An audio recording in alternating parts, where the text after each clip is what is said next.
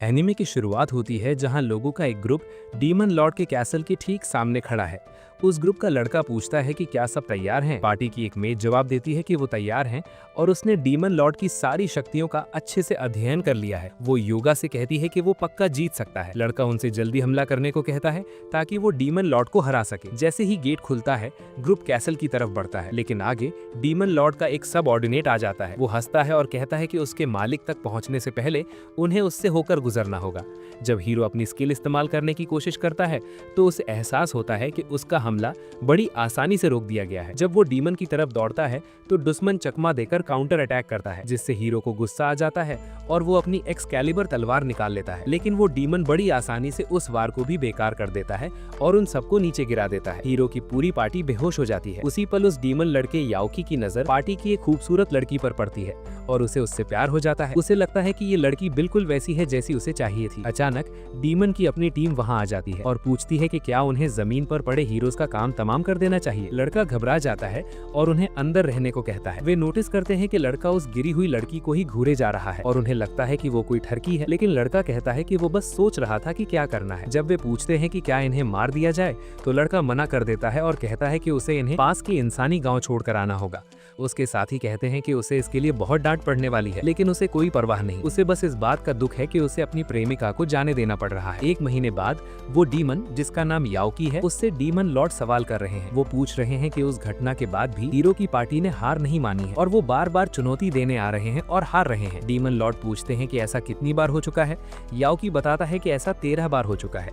Demon Lord का एक right hand man हंसता है और कहता है कि अगर वो याओकी जैसे बंदे से हार रहे हैं तो वो सच में बहुत कमजोर है। डीमन लॉर्ड पूछते हैं कि याओकी उन हीरोज को जान से क्यों नहीं मार देता। याओकी जवाब देता है कि उन जैसे कीड़े मकोड़ों को मारने का कोई फायदा नहीं है।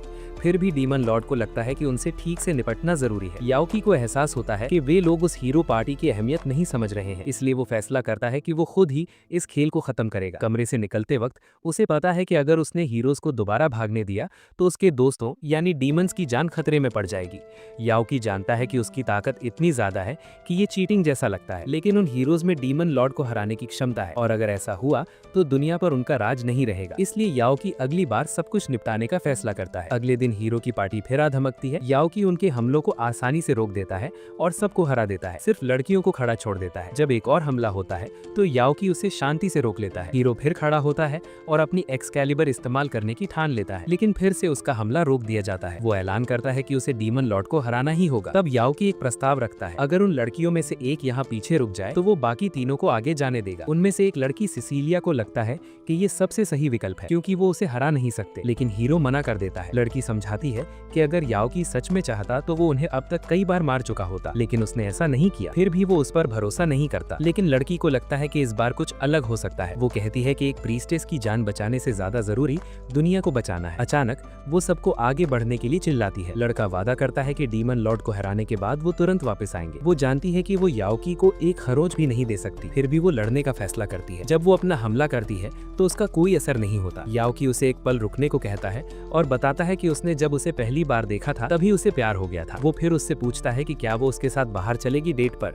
लड़की शर्मिंदा हो जाती है और उसे रिजेक्ट कर देती है। याओकी बहुत दुखी हो जाता है और अपनी जान देने का फैसला कर लेता है। उसे लगता है कि अब किसी चीज का कोई मतलब नहीं है। लड़की उसे मजाक बंद करने को कहती है, लेकिन याओकी कहता है कि वो गंभीर है। अगर वो जिंदा रहा तो उसे हमेशा इसी जगह रहना पड़ेगा और सिर्फ इंसानी शहरों और गाँवों पर हमला करने के लिए बाहर निकलना पड़ेगा, जो वो नहीं चाहता। लड़की कहती है कि ये झूठ है क्योंकि सारे डीमंस क्रूर होते हैं और डीमन लॉर्ड खुद इंसानियत को मिटाना चाहता है। तब याओकी बताता है कि अपने डीमन रूप के बावजूद वो दूसरी दुनिया से री इनकारनेट हुआ है और अंदर से एक इंसान ही है। लड़की को समझ नहीं आता कि फिर वो डीमन लॉर्ड की बात क्यों मानता है, जबकि उसके पास इतनी ताकत है कि वो डीमन लॉर्ड को आसानी से हरा सकता है। याओकी कहता है कि अगर उसने डीमन लॉर्ड को हरा दिया तो उसे अगला डीमन लॉर्ड बनना पड़ेगा, जो वो नहीं चाहता। इस वजह से वो हर रोज एकांत में रहता है। उसे लगा कि सब कुछ खत्म कर देना ही बेहतर है जब तक कि वो लड़की नहीं आई थी। वो पहली नजर का प्यार था। उस एक महीने में चाहे वो छोटा ही क्यों न हो, डीमन बनने के बाद पहली बार उसने खुद को जिंदा महसूस किया था। था।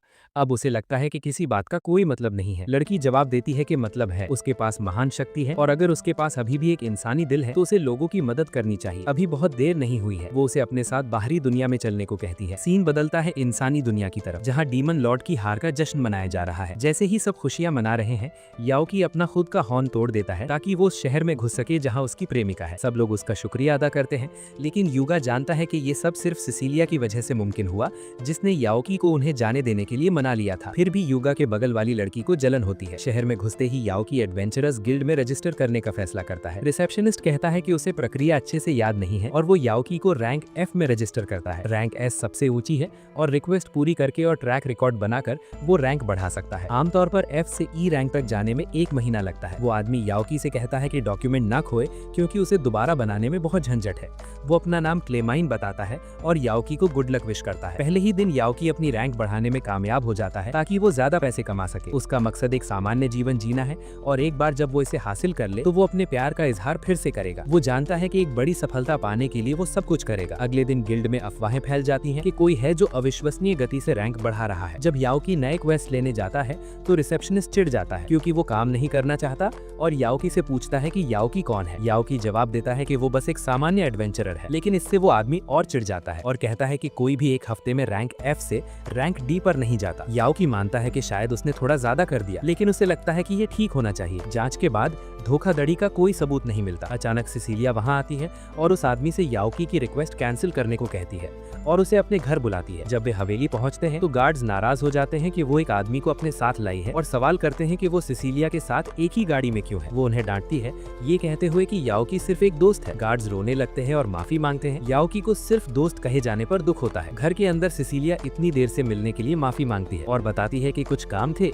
जिनकी वजह से देरी हो गई। याओकी उससे कहता है कि चिंता ना करे, वो बस अपने एडवेंचरर वाली जिंदगी का मजा ले रहा था। फिर भी वो खुश है कि वो उससे मिलने आई है। वो बताती है कि उसने अफवाहें सुनी है कि वो कितनी तेजी से रैंक बढ़ा रहा है। एक नौसिखिया एडवेंचरर पलक झपकते ही रैंक D पर पहुंच गया। उसके लिए उसे इतनी आसानी से ढूंढ पाना बहुत मददगार था। फिर वो उससे एडवेंचरर्स गिल्ड छोड़ने के लिए कहती है, ये मानते हुए कि ये बहुत ही अनुचित मांग है। याओकी कारण पूछता है। सिसिलिया समझाती है कि भले ही डीमन लॉर्ड हार गया है, लेकिन सारे खतरे खत्म नहीं हुए हैं। इस बार इंसानी देशों के बीच सुप्रीमेसी की लड़ाई शुरू हो सकती है और इसके संकेत दिखने लगे हैं। उसके देश के हीरो को दुनिया भर से शादी के प्रस्तावों की बार आ गई है, जो रुतबे, दौलत और राजनीतिक शादियों का इस्तेमाल कर रहे हैं। हर देश भविष्य के युद्धों में मोहरे के रूप में इस्तेमाल करने के लिए ताकत और टैलेंट इकट्ठा कर रहा है। वो आगे कहती है कि याओकी अविश्वसनीय गति से रैंक चढ़ रहा है। उसके पास जो शक्ति है उससे वो निश्चित रूप से रैंक S तक पहुंच सकता है, जो देश में बहुत कम लोग हासिल करते हैं। हालांकि अगर ऐसा हुआ तो वो दूसरे देशों का ध्यान आकर्षित करेगा। अगर उसे भर्ती कर लिया गया और गलती से उसकी डीमन शक्तियों का पता चल गया तो वो देश उसे दुनिया पर कब्जा करने के लिए एक औजार की तरह इस्तेमाल कर सकता है, या इससे भी बुरा,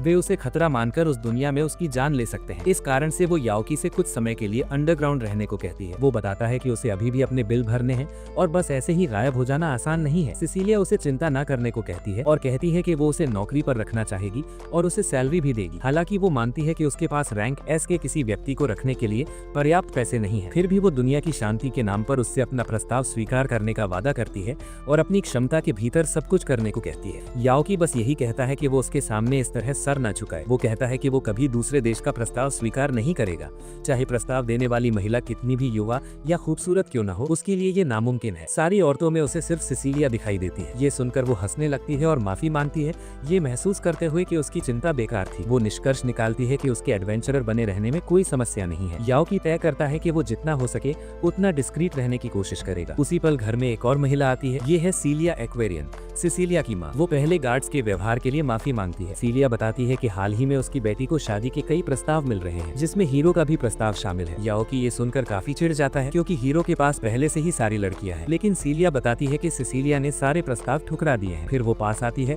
और पूछती है कि क्या याओकी सिसिलिया से शादी करना चाहता है। वो माफी मांगता है और जवाब देता है कि उसने एक बार इजहार किया था और रिजेक्ट हो गया था। अब वो एक एडवेंचरर के तौर पर कड़ी मेहनत कर रहा है और जब वो एक अच्छा जीवन जी पाएगा तो वो फिर से इजहार करने की योजना बना रहा है। माँ लड़के को मंजूरी देती है, कहती है कि वो अपनी बेटी कभी किसी गलत इंसान को नहीं देगी और वो सिर्फ सिसिलिया का भला चाहती है। कमरे से निकलने से पहले वो याओकी से उसकी बेटी के साथ अच्छे से रहने को कहती है। जैसे ही वो घर से निकलता है, सिसिलिया को एहसास होता है कि उसकी माँ ने उसे बहुत पसंद किया है और इसी के साथ पहला एपिसोड खत्म होता है। कहानी का मेन कैरेक्टर याओकी खुद को एक भीषण लड़ाई के बीच पाता है। वो इवॉल्व्ड चिकन्स, जो कि अजीबोगरीब और खतरनाक राक्षसी पक्षी थे, के झुंड द्वारा किए जा रहे ताबड़तोड़ हमलों से बच रहा था। कुछ देर तक तो वो बस इधर उधर होकर उनके वार से बचता रहा, मानो वो अभ्यास कर रहा हो। लेकिन अंततः उसका धैर्य जवाब दे गया। केवल बचाव करने से थक कर उसने सब कुछ खत्म करने का फैसला किया। पलक झपकते ही उसने एक जोरदार हमला किया। वो राक्षस बड़ी आसानी से ढेर हो गया, जैसे कि वो कोई बड़ी मुसीबत था ही नहीं। याओकी ने अपने कपड़े झाड़े। बिना किसी कठिनाई के मिशन पूरा हो चुका था। घर लौटते समय उसे गिल्ड की रिसेप्शनिस्ट की बात याद आई, जिसने कहा था कि इस मिशन में लगभग 1 हफ्ता लगेगा, लेकिन अपनी जबरदस्त ताकत की वजह से उसने इसे सिर्फ 1 दिन में पूरा कर लिया था। ठीक जब वो थोड़ा रिलैक्स हुआ, उसे लगा कि कोई आसपास है, तभी अंधेरे से उस पर फिर हमला हुआ। बड़ी शांति और सुस्ती से उसने 2 हमलों को चकमा दिया और अपना हाथ उठाया। रुको, उसने कहा, हम दोस्त हैं ना? उसने हमला करने वाले लड़के शिख को रुकने के लिए कहा। वो लड़का सन्न रह गया, ये जानकर कि वो आखिरकार अपने लापता कप्तान से मिल गया है। शिख ने गलती से याओकी को राक्षसों का शिकार करने वाला साधारण एडवेंचरर समझ लिया था। जैसे ही धूल छटी, शिख ने देखा कि 2 अन्य साथी हैप्पीनेस और ड्यूक भी वहां मौजूद थे, जिससे वो और भी हैरान हो गया। ड्यूक, जो काफी गंभीर स्वभाव का था, ने तुरंत याओकी से सवाल किया, डीमन लॉर्ड की हार के बाद से आप कहाँ थे? आप बस गायब हो गए थे। हमें चिंता थी कि कहीं कुछ गंभीर तो नहीं हो गया। ड्यूक रुका और अपनी कप्तान को घूर कर देखा। और आप तो इंसान जैसे दिख रहे हैं। आपकी सींग कहाँ है? आपके पंख कहाँ हैं? याओकी ने हाथ उठाकर सब कुछ शांति से समझाने के लिए थोड़ा समय मांगा। शिख बीच में बोला और कप्तान से ड्यूक के गुस्से को समझने की विनती की। याओकी की अनुपस्थिति में ड्यूक सचमुच बहुत परेशान था। ड्यूक ने जिद की कि उसे अभी जवाब चाहिए। याओकी ने गहरी सांस ली और सच बताने का फैसला किया। उसने बताया कि जाने के बाद उसने हीरो की पार्टी की प्रीस्टेस के सामने अपनी भावनाओं को प्रपोज किया था, लेकिन उसे ठुकरा दिया गया। दिल टूटने के बाद उसने एक एडवेंचरर बनने और एक इंसान के रूप में जीने का फैसला किया। उसने अपने पूर्व साथियों की ओर देखा और कहा कि वे भी ऐसा करने के लिए स्वतंत्र हैं और अपना रास्ता खुद चुन सकते हैं। लेकिन उसे ये देखकर हैरानी हुई कि उनमें से कोई भी अलग नहीं रहना चाहता था। उन सब ने याओकी के साथ ही रहने का फैसला किया। अब उन सबकी जिज्ञासा याओकी की निजी जिंदगी पर आ गई। उन्होंने उस लड़की से मिलने की जिद की जिससे याओकी को प्यार हुआ था। याओकी हिचकिचाया और समझाया कि ये संभव नहीं है, क्योंकि अभी वो अपनी असली पहचान छिपा रहा है। अगर ऐसी बात है तो हम भी ऐसा कर सकते हैं, ड्यूक ने कहा। ये समझकर कि बहस करने का कोई फायदा नहीं है, याओकी मान गया, लेकिन उसने उन्हें तैयार रहने की चेतावनी दी। वे सब याओकी की प्रेमिका सिसिलिया को खोजने निकल पड़े। जब वे उससे मिले तो वो बहुत गुस्से में थी। उसने याओकी को डांटा और शिकायत की कि उसने उन राक्षसों के सारे पंख नोच लिए थे और पूछा कि क्या उसके अंदर दया नहीं है। याओकी ने बार बार माफी मांगी और वादा किया कि वो ऐसा दोबारा नहीं करेगा। सिसिलिया ने मुंह बनाते हुए कहा कि वो उम्मीद करती है कि उसे सच में पछतावा है, जबकि याओकी के दोस्त पीछे खड़े होकर मजाक में कह रहे थे कि सजा के तौर पर उसकी खाल उधेड़ देनी चाहिए। जब वे बात करने बैठे तो सिसिलिया को एहसास हुआ कि ये याओकी के पुराने साथी हैं। वो उलझन में पड़ गई। ये तो डीमंस जैसे नहीं दिखते, उसने कहा। याओकी ने परिचय दिया। ड्यूक एक दुल्हन, हैप्पीनेस एक हार्पी है और शिक एक फिशमैन है। ड्यूक ने सिर हिलाया। मैं इसे साबित करने के लिए अपना सिर हटा सकता था, लेकिन अभी ये मेरे हेलमेट और कवच में फंसा हुआ है। याओकी हंसा और बोला कि ड्यूक हमेशा से ही शांत किस्म का रहा है और वैसे भी उसमें दुल्हन होने का कोई खास हुनर नहीं था। ड्यूक फिर गंभीर हो गया और सिसिलिया को समझाया कि अतीत में वो याओकी को ज्यादा पसंद नहीं करता था। क्यों? सिसिलिया ने पूछा। याओकी की छवि एक बहुत ही संकोची व्यक्ति की थी, यहाँ तक कि जब हमारे बॉस जिकिर ने इंसानों पर हमला करने का आदेश दिया तो याओकी हमेशा हिंसा से बचने के बहाने बना लेता था। अंततः जिकिर उससे तंग आ गया और याओकी को सॉलिटरी कन्फाइनमेंट में डाल दिया। मेरे लिए ये अनुशासनहीनता अस्वीकार्य थी। मैंने खुद उसे सुधारने की कोशिश की। ड्यूक रुका। उसके चेहरे पर अब सम्मान का भाव था। लेकिन मुझे बहुत ही आसानी से हरा दिया गया। उस पल से मैं अपने कप्तान का सम्मान करने लगा और उन्हें पसंद करने लगा। सिसिलिया मुस्कुराई, ये महसूस करते हुए कि वो उनकी कितनी परवाह करते हैं। ये सच है, ड्यूक ने पुष्टि की। शिक और हैप्पीनेस भी उनका उतना ही सम्मान करते हैं। अचानक उन्होंने देखा कि शिक और हैप्पीनेस गायब थे। ये अनुमान लगाते हुए कि वो हवेली की ओर गए होंगे, याओकी उनके पीछे भागा, ये सोचकर कि कहीं वो गलती से अपना असली रूप न दिखा दे। बगीचे में उन्होंने शिक को सिसिलिया की माँ की गोद में गहरी नींद में सोते पाया। माँ ने धीरे से मुस्कुराया। याओकी ने पूछा कि क्या शिक ने कोई परेशानी खड़ी की, लेकिन उन्होंने मना कर दिया। वो बगीचे में दौड़ रहा था और हमने थोड़ी देर बात की। वो थकान से सो गया। मुझे बच्चे बहुत पसंद हैं। क्या उसके साथ कोई लड़की नहीं थी? सिसिलिया ने पूछा। हाँ, उसकी माँ ने जवाब दिया। सोफिया उसे अंदर ले गई है। दृश्य हवेली के अंदर बदला, जहाँ उन्होंने हैप्पीनेस को मेड की ड्रेस पहने हुए पाया। याओकी हक्का बक्का रह गया। तुम क्या कर रही हो? सोफिया ने माफी मांगी। उसने बताया कि आज इंटरव्यू के लिए एक नई नौकरानी आने वाली थी और उसने गलती से हैप्पीनेस को वही समझ लिया था। याओकी ने हैप्पीनेस को कपड़े बदलने के लिए कहा, लेकिन हैप्पीनेस ने मना कर दिया। वो नौकरानी बनी रहना चाहती थी। जब वे जाने की तैयारी कर रहे थे, सिसिलिया की माँ ने याओकी से एक विनती की। उन्होंने समझाया कि उनकी बेटी एक पुजारिन होने और हाई सोसाइटी के संबंधों की जिम्मेदारियों के कारण बहुत थक चुकी है। कल मैं उसे एक दिन की छुट्टी दे रही हूँ। मैं चाहती हूँ कि आप उसके साथ दिन बिताएं। अगले दिन सिसिलिया भेष बदलने के लिए बिल्कुल अलग कपड़े पहन कर आई, जिसे देखकर याओकी मंत्रमुग्ध हो गया। मैंने ऐसे कपड़े इसलिए पहने हैं ताकि कोई मुझे पहचान न ले, उसने समझाया। हीरो की पार्टी का हिस्सा होना मुश्किल काम है। याओकी ने सहानुभूति जताई। तुम्हें इसमें घसीटने के लिए मुझे खेद है, उसने धीरे से कहा। मुझे कोई आपत्ति नहीं है, याओकी ने गर्मजोशी से जवाब दिया। मैं तुम्हारे साथ दिन का आनंद लेना चाहता हूँ। उन्होंने दुकानों पर जाकर और साथ में खाना खाकर दिन बिताया, जो उनके लिए शांति का एक रेयर मोमेंट था। अंततः वो एक एक्सेसरी शॉप में दाखिल हुए जहां सिसिलिया को कुछ गहने बहुत पसंद आए। तभी हीरोज के बाकी सदस्य वहां आ गए और उनकी शांति भंग हो गई। तुम यहाँ क्या कर रही हो? एक हीरो ने पूछा। बस टहल रही हूँ, सिसिलिया ने जल्दी से कहा। हम भी, तुम्हें हमारे साथ आना चाहिए, हीरो ने जिद की। माफ करना, मैं आज पहले से ही किसी के साथ हूँ, उसने याओकी की ओर इशारा करते हुए जवाब दिया। हीरो ने याओकी को घूर कर देखा। क्या मैं तुम्हें कहीं से जानता हूँ? जरूर कोई गलतफहमी होगी, याओकी ने घबराते हुए कहा। तनाव को नजरअंदाज करते हुए हीरो ने खुद को उनके साथ शामिल कर लिया। सिसिलिया साफ तौर पर चिढ़ी हुई थी। ये एक डेट होने वाली थी। वो हीरो जिसे कुछ समझ नहीं आ रहा था उनके बीच में आ गया। याओकी को याद आया कि सिसिलिया ने पहले हीरो के शादी के प्रस्ताव को ठुकरा दिया था। उसे लगा कि हीरो के मन में अब भी उसके लिए भावनाएं हो सकती हैं। याओकी ने डेट के धन्यवाद के तौर पर सिसिलिया के लिए एक उपहार खरीदने का फैसला किया। हालांकि हीरो ने उनकी बात सुन ली और इसे एक प्रतियोगिता बना दिया और दोनों के लिए उपहार खरीदने का फैसला किया। याओकी ने एक साधारण लेकिन प्यारा तोहफा चुना, जबकि हीरो ने दुकान का सबसे महंगा सामान खरीद लिया। इस दिखावे के बीच सिसिलिया का चश्मा गिर गया और जमीन पर गिरते ही उसकी पहचान उजागर हो गई। दुकान में मौजूद भीड़ ने तुरंत हीरोज को पहचान लिया और ऑटोग्राफ के लिए चिल्लाते हुए उन पर टूट पड़ी। इस अफरा तफरी में याओकी को धक्का लगा और वो गिर गया। वो उठा और सिसिलिया के पीछे भागा, जो भीड़ से बचने के लिए भाग रही थी। भागते समय याओकी एक आदमी से टकराया जो उसे जाना पहचाना लग रहा था। उस आदमी ने अपना परिचय रेवन के रूप में दिया, जो हीरो की पार्टी का पूर्व तलवारबाज और नाइट्स का करंट कमांडर था। उसे पहचानते ही याओकी ने मदद करने का फैसला किया। हीरोज उस तरफ गए हैं, याओकी ने झूठ बोला, सिसिलिया के रास्ते से दूसरी तरफ इशारा करते हुए। लड़कियां भी जल्द ही वहां पहुंच जाएंगी। याओकी ने रेवन को पकड़ा और वे भीड़ से बचने के लिए साथ भागे। एक बार जब वे सुरक्षित हो गए तो रेवन ने उसे धन्यवाद नहीं दिया। याओकी ने बस उसे भविष्य में अधिक सावधान रहने के लिए कहा और जाने के लिए मुड़ा। रुको, रेवन ने आवाज दी। याओकी रुका। उसने कुछ अजीब नोटिस किया। रेवन, जो एक भारी भरकम और डरावना दिखने वाला आदमी था, की आवाज बहुत पतली और चीखने वाली थी। रेवन ने उसे डरते हुए देखा। क्या तुम मेरा मजाक नहीं बनाओगे? मैं ऐसा क्यों करूंगा? याओकी ने शांति से पूछा। रेवन हैरान था।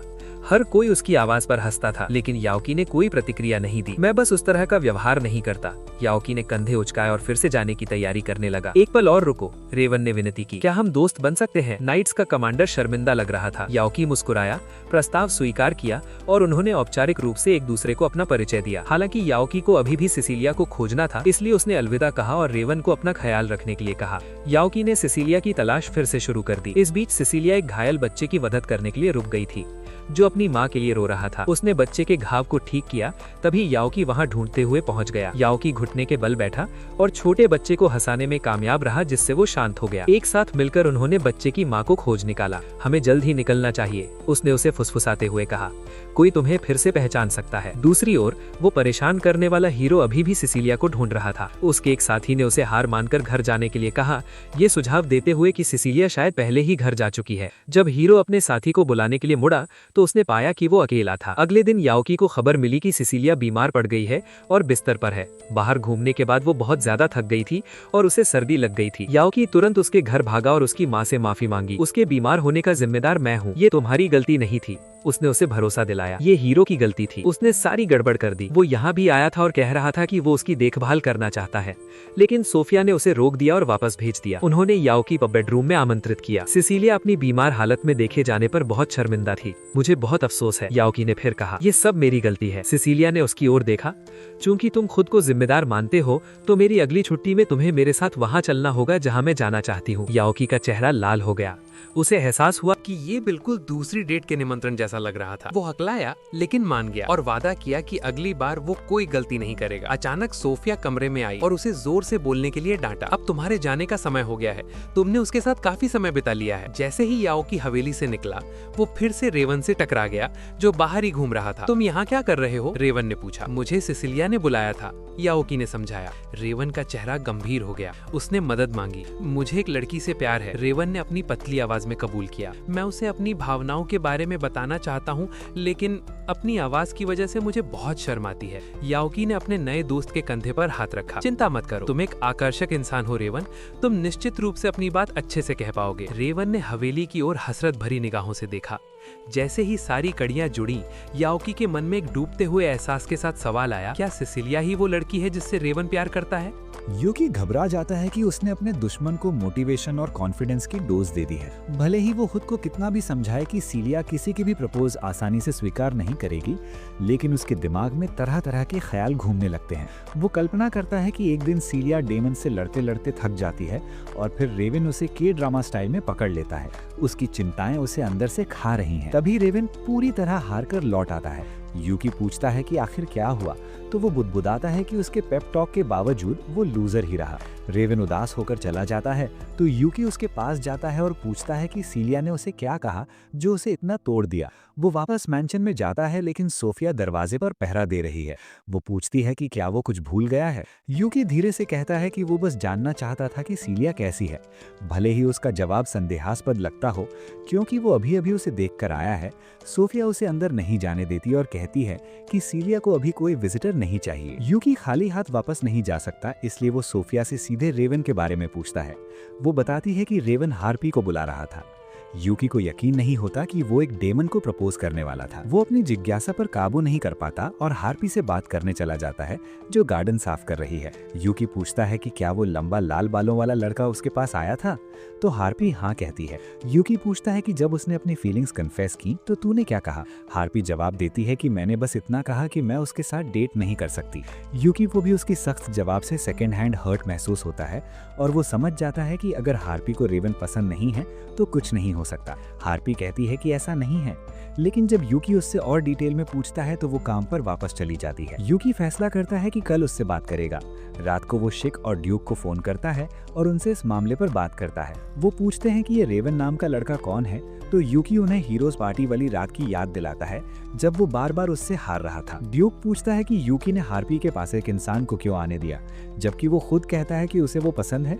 यूकी कहता है कि उसे पता ही नहीं था कि रेवन उसमें इंटरेस्टेड है। ड्यूक कहता है कि भले ही रेवन की नीयत सच्ची हो, लेकिन वो शक करता है कि हार्पी उसे पास आने देगी। वो हार्पी इसके बारे में बताता है कि वो कितनी खूबसूरत होती हैं और इंसान उन्हें उनके पंखों के लिए या गुलामी के लिए पकड़ते हैं। वो याद करता है कि एक बार उसने हार्पी को कुछ इंसानों से बचाया था और इसी वजह से वो डेमन लॉर्ड की आर्मी में आ गई। लेकिन शिक मानता है कि हार्पी इंसानों से नफरत नहीं करती, क्योंकि अगर करती तो कभी सीलिया के मैंशन में मेड बनना नहीं चाहती। यूकी उससे सहमत है और कहता है कि ड्यूक सही है हार्पी की चिंता करने में, लेकिन रेवन बुरा लड़का नहीं है और शायद हार्पी ने वो पहले ही महसूस कर लिया है। अगले दिन यूकी गिल्ड में कुछ क्वेस्ट्स लेने जाता है, लेकिन क्रेमैन उपलब्ध नहीं है, इसलिए उसे दूसरे रिसेप्शनिस्ट के पास जाना पड़ता है। वो उसे पहचानती है और पूछती है कि क्या वो लड़का है जो हमेशा वाइस गिल्ड मास्टर से बात करता है। यूकी को समझ नहीं आता कि वो किसके बारे में बात कर रही है। जब वो साफ साफ समझाती है, तब यूकी को एहसास होता है कि वो आलसी और थका हुआ लड़का असल में वाइस गिल्ड मास्टर है। वो शॉक को किसी तरह पचा लेता है और फिर रिसेप्शनिस्ट से पूछता है कि क्रेमैन कहाँ है। वो उसे पास बुलाती है और कान में फुसफुसा कर कहती है कि वो अस्पताल में है। अपने दोस्त की चिंता में यूकी अस्पताल जाता है और देखता है कि क्रेमैन पट्टियों से ढका हुआ है क्योंकि उसे गंभीर चोटें आई हैं। वो पूछता है कि किसने उसे इतना बुरी तरह मारा, तो क्रेमैन कहता है कि उसकी बीवी ने मारा। यूकी सुनकर हैरान रह जाता है, लेकिन 911 कॉल करने से पहले क्रेमैन समझाता है कि कल उसकी शादी की सालगिरह थी और वो अपनी बीवी के लिए कुछ खास खरीदना चाहता था। लेकिन घंटों सोचने के बाद भी वो फैसला नहीं कर पाया, इसलिए गिफ्ट शॉप के स्टाफ ने उसे बाहर निकाल दिया। वो घर बहुत देर से और खाली हाथ लौटा तो उसकी बीवी गुस्सा हो गई। सोचा कि उसने सालगिरह भुला दी और यही वजह है कि वो यहाँ पहुँच गया। यूकी अभी भी ये सब पचा रहा है और कहता है कि उसकी बीवी बहुत ताकतवर लगती है। क्रेमैन गर्व से कहता है कि वो पहले रैंक एडवेंचरर थी जैसे वो खुद था और वो गेम के सबसे ताकतवर पावर कपल थे। वो याद करता है कि लोग उन्हें इनविंसिबल कपल ऑफ एपैथी कहते थे, लेकिन यूकी को लगता है कि इस पर गर्व करने वाली बात नहीं है। खैर, वो क्रेमैन को अपनी हीलिंग मैजिक से तुरंत ठीक करने की पेशकश करता है, लेकिन वो झिल्लाकर मना कर देता है और कहता है कि ये उसका मौका है कि वो बच्चे की तरह बने, जबकि उसकी बीवी उसे ठीक करने का ख्याल रखे। यूकी उसके लॉजिक से हैरान रह जाता है और हार मान लेता है। तभी क्रेमैन की बीवी चेक करने आती है। हैरानी की बात यह है कि उसकी बीवी कोई और नहीं बल्कि मेड सोफिया है, और यूकी ये कनेक्शन जोड़कर हैरान रह जाता है।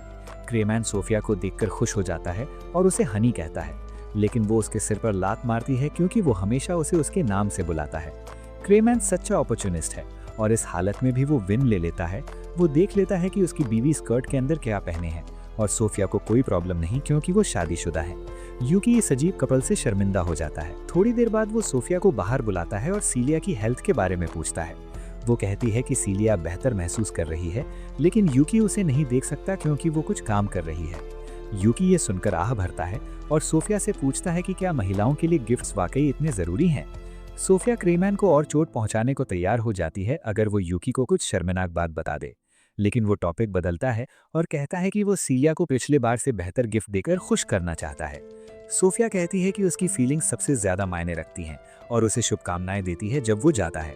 रास्ते में यूकी सीलिया से शादी करने की कल्पनाएं करने लगता है, लेकिन उसकी कल्पना सिर्फ पिछले जीवन की चीजों तक सीमित है। जल्द ही वो नाइट्स क्वार्टर पहुंचता है रेवन को चेक करने, जो अभी भी रिजेक्शन से शॉक में है। यूकी कितना भी कोशिश करे, रेवन का ध्यान नहीं जाता। आखिर में यूकी हार्पी का नाम लेता है। रेवन तुरंत उठ खड़ा होता है और पूछता है कि उसे ये नाम कैसे पता। यूकी कहता है कि वो हार्पी को काफी समय से जानता है, इसलिए वो जानना चाहता था कि नाइट कैप्टन उसके लिए क्यों फैंस हो गया। रेवन कहानी शुरू करता है कि वो एक दिन मार्केट में अपना काम कर रहा था जब उसने 3 गुंडों को एक मेड को परेशान करते देखा। वो मदद करने चला गया।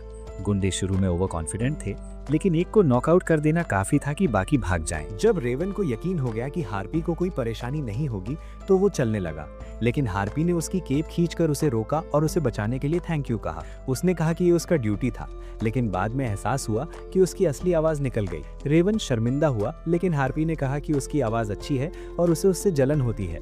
वो ये कहकर भाग गई और रेवन को उसकी पहली लव मिल गई। वो दावा करता है कि उसे मेड यूनिफॉर्म पता था और यूकी को एहसास होता है कि यही वजह थी कि वो सीलिया के मेंशन गया। रेवन को हैरानी होती है कि यूकी सीलिया को जानता है और अब उसकी बारी है कि वो बताए कि वो सीलिया से कैसे प्यार करने लगा और अब वो सफल एडवेंचरर बनकर उसके लायक बनने की कोशिश कर रहा है। रेवन सुनकर और भी ज्यादा उदास हो जाता है क्योंकि वो खुद को लूजर महसूस करता है जो लड़की के लिए मेहनत भी नहीं कर सकता। यूकी कहता है कि ये उसकी गलती नहीं है और हार्पी पुरानी ट्रॉमा की वजह से पुरुषों के साथ अच्छे से नहीं डील कर पाती। वो रेवन से कहता है कि अभी हार मानना जल्दबाजी है और पहला स्टेप आगे बढ़ाने के लिए उन्हें मार्केट जाना चाहिए। वो एक शॉप में जाते हैं जहां कपल्स ज्वेलरी और दूसरे सामान खरीद रहे हैं और रेवन घबरा जाता है कि वो गलत जगह आ गए हैं। यूकी कहता है कि रिलैक्स करो। फिर उसे पता चलता है कि वो पेंडेंट जो वो सीलिया के लिए खरीदना चाहता था अभी भी वहां है। वो उसे खरीद लेता है। फिर रेवन को कुछ दूसरे गिफ्ट्स देखते देखता है। यूकी सुझाव देता है कि पिंक फेदर्स वाला खरीद लो। रेवन को यकीन नहीं कि हार्पी एक अनजान से गिफ्ट पसंद करेगी। यूकी सोफिया वाली बात दोहराता है कि दिल गिफ्ट में लगाओ और भरोसा दिलाता है कि हार्पी डिजाइन पसंद करेगी। रेवन सोचता है कि गिफ्ट के बहाने हार्पी से मिल सकता है, तो जैसे कोई सिंगल वो पैसे खर्च कर देता है उस चीज के बारे में जिसके बारे में उसे यकीन नहीं कि लड़की को पसंद आएगी। वो स्टोर क्लर्क से नोट से बात करता है और यूकी थोड़ा हैरान रह जाता है। तभी मीका भी वहां पहुंच जाती है और सुपरमैन चश्मे के बावजूद वो रेवन और यूकी को पहचान लेती है क्योंकि यूकी सीलिया के साथ था। वो पूछती है 2 लड़के कपल्स वाली शॉप में क्या कर रहे हैं और कहती है कि गे होना ठीक है, ये 60s नहीं है। यूकी कहता है कि चुप रहो और घोषणा करता है कि वो उन महिलाओं के लिए गिफ्ट्स खरीद रहे हैं जिनसे वो प्यार करते हैं। मीका को क्यूरियोसिटी होती है कि साइलेंट नाइट के दिल पर कब्जा किस लेडी ने किया। रेवन कुछ नहीं कहता और मीका को गिल्ट फील होता है क्योंकि एक बार उसने उसकी आवाज पर हंसी थी और उसके बाद से वो कभी उससे बात नहीं करता। यूकी को एहसास होता है कि मीका शायद बुरी है, लेकिन उसके दिल में कुछ तो है। फिर वो लड़कों को उनके लव लाइफ के बारे में डिटेल में बात करने के लिए इन्वाइट करती है। यूकी कहता है कि वो इंटरेस्टेड नहीं है, लेकिन मीका जितनी परसिस्टेंट है उतनी कोई नोबेल प्राइज चाहने वाला भी नहीं, भले ही वो डिजर्व न करे। वो यूकी से कहता है कि बस खत्म कर दें और वो एक खाली रेस्टोरेंट में चले जाते हैं। लेकिन यूकी और रेवन दोनों खाना खाने लगते हैं बिना रुके क्योंकि इससे उन्हें बात न करने का बहाना मिल जाता है। मीका को एहसास हो जाता है और कहती है कि अगर वो बात नहीं कर सकते तो वो सीलिया के बारे में कोई इन्फो नहीं दे सकती। यूकी योगा नहीं करता, लेकिन सीलिया का नाम सुनते ही तुरंत फोल्ड हो जाता है और बात करने को तैयार हो जाता है। मीका पहले यूकी से पूछती है कि सीलिया के साथ कितनी दूर तक गए हो, तो वो कहता है कि वो भी डेटिंग नहीं कर रहे और उसे अभी भी बहुत सारे मैरिज प्रपोजल्स मिल रहे हैं। वो कहता है कि सीलिया ने सारे रिजेक्ट कर दी। वो हमेशा मिलने के चांस क्रिएट करता है और ये भी नहीं देखता कि वो लड़कियों के चेंजिंग या बाथिंग के बीच घुस रहा है। ऊपर से वो प्लेबॉय है जो अक्सर प्लान्स डिले कर देता है क्योंकि लड़कियां चाहती हैं कि वो उनके शहर में ज़्यादा रुके, और सीलिया ने उसे खुलकर कहा कि पैंट्स में रखो। मीका यूकी से कहती है कि सीलिया को नाराज करना उसके हित में नहीं है। फिर वो रेवन से उसकी स्टोरी बताने को कहती है। यूकी तुरंत उठकर अपने दोस्त के प्योर लव की डिफेंड करता है और मीका ऑफेंडेड हो जाती है कि वो उसे विलेन जैसा ट्रीट कर रहे हैं। वो घबराकर कहती है कि वो बस मदद करना चाहती थी और बदले में कुछ हेल्प चाहिए, जिससे रेवन को क्यूरियस होता है कि क्या युगा के साथ सब ठीक है। वो भरोसा दिलाता है कि वो यूकी पर भरोसा कर सकती है और वो धमकी देती है कि अगर किसी ने इसे बताया तो उसे मीडियम रेयर रोस्ट कर देगी। फिर वो सीरियस होकर कहती है कि वो डेमन लॉर्ड के कैसल में कई बार हारे थे और यूकी को शौक का नाटक करना पड़ता है, जैसे कि उसे पता ना हो कि वो हर बार उन्हें हरा रहा था। मीका कहती है कि एंट्रेंस की गार्ड बहुत स्ट्रांग था, ना सिर्फ हराया बल्कि उन्हें हील करके पास के गांव में छोड़ दिया ताकि वो ह्यूमिलिएट हो। उन्होंने बहाने बनाए कि वो प्रोटेक्ट करने के लिए तैयार नहीं थे। लेकिन 1 महीने तक हारने के बाद जब गाँव में सप्लाई कम हो गई तो डेमन गार्ड ने ऑफर दिया कि सीलिया को छोड़कर आगे बढ़ो। मीका कहती है कि उसने सबको इस ऑफर पर राजी किया और यही वजह है कि उसे लगता है कि युगा उसे नफरत करता है। वो महसूस करती है कि यूकी भी उसे नफरत करेगा क्योंकि उसने सीलिया की जान खतरे में डाली। लेकिन तब रेवन बोलता है कि ये उसकी गलती नहीं है और उस वक्त उसे भी बोलना चाहिए था। यूकी को एहसास होता है कि उसने हीरो पार्टी में दरार डाल दी है और मीका से यूकी से पूछती है कि क्या वो सीलिया के बारे में इस बारे में बात कर चुकी है। मीका शर्मिंदा हो जाती है क्योंकि उसने सबको राजी करने का कारण उसका युगा से प्यार था और वो महसूस करती है कि सीलिया उसे कभी माफ नहीं करेगी। जवाब में यूकी पूछता है कि क्या वो चीजों को हमेशा के लिए अजीब रहने देगी। मीका सुनकर क्लैरिटी पा जाती है और फैसला करती है कि वो सीलिया से माफी मांगेगी। जब वो चली जाती है तो रेवन भी डिटर्मिनेशन से भर जाता है कि वो हार्पी से फिर बात करेगा। वो यूकी के साथ मैंशन जाता है, लेकिन संयोग से हार्पी और ड्यूक भी वहां हार्पी से मिलने आए हैं। जैसे ही यूकी रेवन का इंट्रोडक्शन ड्यूक से करता है, वो ऑफेंसिव हो जाता है और पूछता है कि क्या वो बस एक डेस्परेट लूजर है जो एक ऐसी लड़की पर फिर मूव बनाने आया है जिसने पहले रिजेक्ट कर दिया। यूकी डिफेंड करता है और कहता है कि ड्यूक हार्पी की बहुत केयर करता है, इसलिए वो ज्यादा सतर्क है। ड्यूक रेवन से पूछता है कि वो यहाँ किस लिए आया है। कॉर्नर होने पर रेवन कहता है कि उसे हार्पी के बारे में कुछ नहीं पता, लेकिन वो एक बार फिर उससे बात करना चाहता है। ड्यूक को परवाह नहीं कि वो सबरीना कारपेंटर जैसा लग रहा है और कहता है कि उसे ऐसे बोलना चाहिए कि वो हार्पी को प्रोटेक्ट करेगा और खुश रखेगा, क्योंकि यही डायलॉग गर्ल्स के गार्डियंस को जीत लेता है। लेकिन रेवन प्लेजराइज करने से मना कर देता है और ड्यूक थोड़ा इंप्रेस हो जाता है। वो उसे हार्पी की तरफ धकेलता है और कहता है जो कहना है कहो। रेवन हार्पी के साथ एक शांत जगह पर जाता है और गिफ्ट आगे बढ़ाता है। घबराते हुए पूछता है कि क्या वो फ्रेंड्स बन सकते हैं। कम से कम हार्पी गिफ्ट पाकर खुश हो जाती है और वो फैसला करती है कि रेवन उसके फ्रेंड बन सकता है, भले ही उसके मन में उससे आगे कुछ ना हो। कुछ दिन बीत गए और यूकी काफी उदास था क्योंकि 1 हफ्ते से ज्यादा समय हो गया था जब उसने आखिरी बार सीलिया को देखा था। इससे उसकी सारी एनर्जी खत्म हो गई थी। शिक उसके पास दौड़कर आया और कमरे में कूद कूद कर कहने लगा कि चलो सीलिया के महल में चलें, वहां हार्पी के साथ बगीचे में खेलेंगे। यूकी का मन नहीं था, इसलिए उसने कहा कि अभी नहीं, दूसरे दिन चलेंगे। अभी तो वो सिर्फ सोना चाहता है जब तक सीलिया से फिर मिल न जाए। वो सोच रहा था कि हीरो की टीम कितनी व्यस्त रहती है। सीलिया ज्यादातर घर पर नहीं होती क्योंकि वो एक शहर से दूसरे शहर जाती है और उन लोगों को ठीक करती है जिन्हें कोई और हीलर ठीक नहीं कर पाता। रेवन नाइट्स का कैप्टन है, इसलिए उसे नए सैनिकों को ट्रेनिंग देनी पड़ती है और सबको व्यवस्था में रखना पड़ता है। मीका राजमहल की मेज है जो कोर्ट की किसी भी समस्या को सुलझाती है और युगा तो पूरा किंगडम का ब्रांड एम्बेसडर है। वो डिप्लोमेसी संभालता है और उन हाई लेवल मॉन्स्टर्स को मारता है जिन्हें नॉर्मल एडवेंचरर्स नहीं मार सकते। यूकी को लगा कि इनके मुकाबले वो सिर्फ जगह घेर रहा है। वो सोचने लगा कि क्या वो इनके लिए कुछ कर सकता है जिससे उनकी जिंदगी आसान हो जाए। तभी शिक उसके सीने पर कूदकर शिकायत करने लगा कि अगर यूकी नहीं ले जाएगा तो वो ड्यूक के साथ चला जाता। लेकिन रेवन ने ड्यूक को नाइट्स में भर्ती कर लिया, इसलिए अब सिर्फ यूकी और शिक बेरोजगार हैं। यूकी जवाब देने वाला ही था कि हार्पी ने दरवाजा खटखटाया और अंदर आई। शिक तुरंत खुश हो गया कि अब वो इस उदास कमरे से बाहर निकलकर धूप में खेल सकेगा। हार्पी ने यूकी से कहा कि सीलिया ने उसे मैसेज भेजा है। सीलिया कह रही है कि दोपहर को वो फ्री है। वो बाहर निकला, अच्छी धूप में घूमने लगा और सोचने लगा कि क्या करे। रास्ते में एक बूढ़ी औरत ने उसे आवाज दी और कहा कि उसकी किस्मत आज खराब है, पूरा दिन बुरा बीतने वाला है। लेकिन यूकी का मूड आज कुछ भी खराब नहीं कर सकता था। उसने बूढ़ी को टाल दिया और कहा कि आज वो अपने सपनों की लड़की से मिलने जा रहा है, आज कुछ भी गलत नहीं हो सकता। वो रास्ते में सीलिया के लिए कुछ कपकेक्स खरीदने चला गया। बेकरी में पहुंचकर उसे हैरानी हुई क्योंकि वहां एक जिम वाला मोटा भाई गुलाबी एप्रन पहने केक बेच रहा था। यूकी ने पूछा कि वो लड़की कहाँ है जो आमतौर पर केक बेचती है। वो आदमी उसका भाई निकला। उसने कहा कि आज बहन व्यस्त है, लेकिन वो खरीद सकता है। यूकी ने कुछ कपकेक्स लेने को कहा, लेकिन वो जिम वाला भाई पैक करके इतनी जोर से उसके सीने में ठेल दिया कि यूकी को लगा उसकी पसलियां टूट गईं। रास्ते में यूकी ने बैग खोला तो देखा कि आधे कपकेक्स कुचल गए थे। फिर भी उसने एक ट्राई किया तो स्वाद बहुत अच्छा था, लेकिन ध्यान नहीं देने की वजह से वो एक बहुत बड़े आदमी से टकरा गया। वो आदमी गुस्से में मुड़ा, लेकिन फिर छोड़ दिया। यूकी फिर आगे बढ़ा, इस बार सावधानी से चलते हुए। तभी उसने लगभग कुत्ते के गोबर पर पैर रख दिया। उसने सोचा कि आज दिन सच में खराब चल रहा है, इसलिए वो और सावधान हो गया। लेकिन तभी एक छोटा शरारती लड़का दौड़ता हुआ उससे टकराया और गिर गया। यूकी ने उसे गिरने से बचाया, लेकिन लड़के का मीट स्क्यूअर जमीन पर गिर गया और वो रोने लगा। यूकी ने उसे समझाया और फिर स्क्यूअर वाले स्टैंड पर ले जाकर उसे 2 और स्क्यूअर खरीद कर दिए। लड़का खुश होकर भाग गया। यूकी अभी समझ भी नहीं पाया था कि क्या हुआ कि एक आदमी उसके पास आया और उसका पर्स चुराकर भाग गया। यूकी तुरंत समझ गया कि पॉकेट मारी हुई है। वो तेजी से पीछे दौड़ा। चोर उसकी स्पीड का मुकाबला नहीं कर सका। यूकी ने पीछे से ड्रॉप किक मारी। चोर दीवार से टकराया और बेहोश हो गया। यूकी ने अपना पर्स वापस लिया और जाने लगा। तभी पीछे से आवाज आई कि दिन के उजाले में चोरी, ये शहर में कभी नहीं हो सकता। यूकी घूमा तो देखा कि हीरो युगा तलवार निकालकर खड़ा है। युगा ने कहा कि पर्स नीचे रख दो और सरेंडर कर दो। यूकी ने समझाने की कोशिश की कि वो खुद लुटा गया था, लेकिन युगा ने कुछ नहीं सुना। उसने तलवार घुमानी शुरू कर दी। यूकी पहला बार बच गया। कुछ कदम पीछे हटा, लेकिन युगा ने उसके पर्स को काट दिया।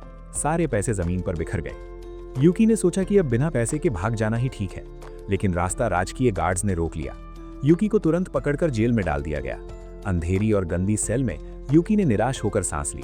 उसे लगा कि बूढ़ी औरत सच कह रही थी, आज का दिन सच में श्रापित है। लेकिन इससे पहले कि वो और उदास होता, एक जाना पहचाना आवाज आई।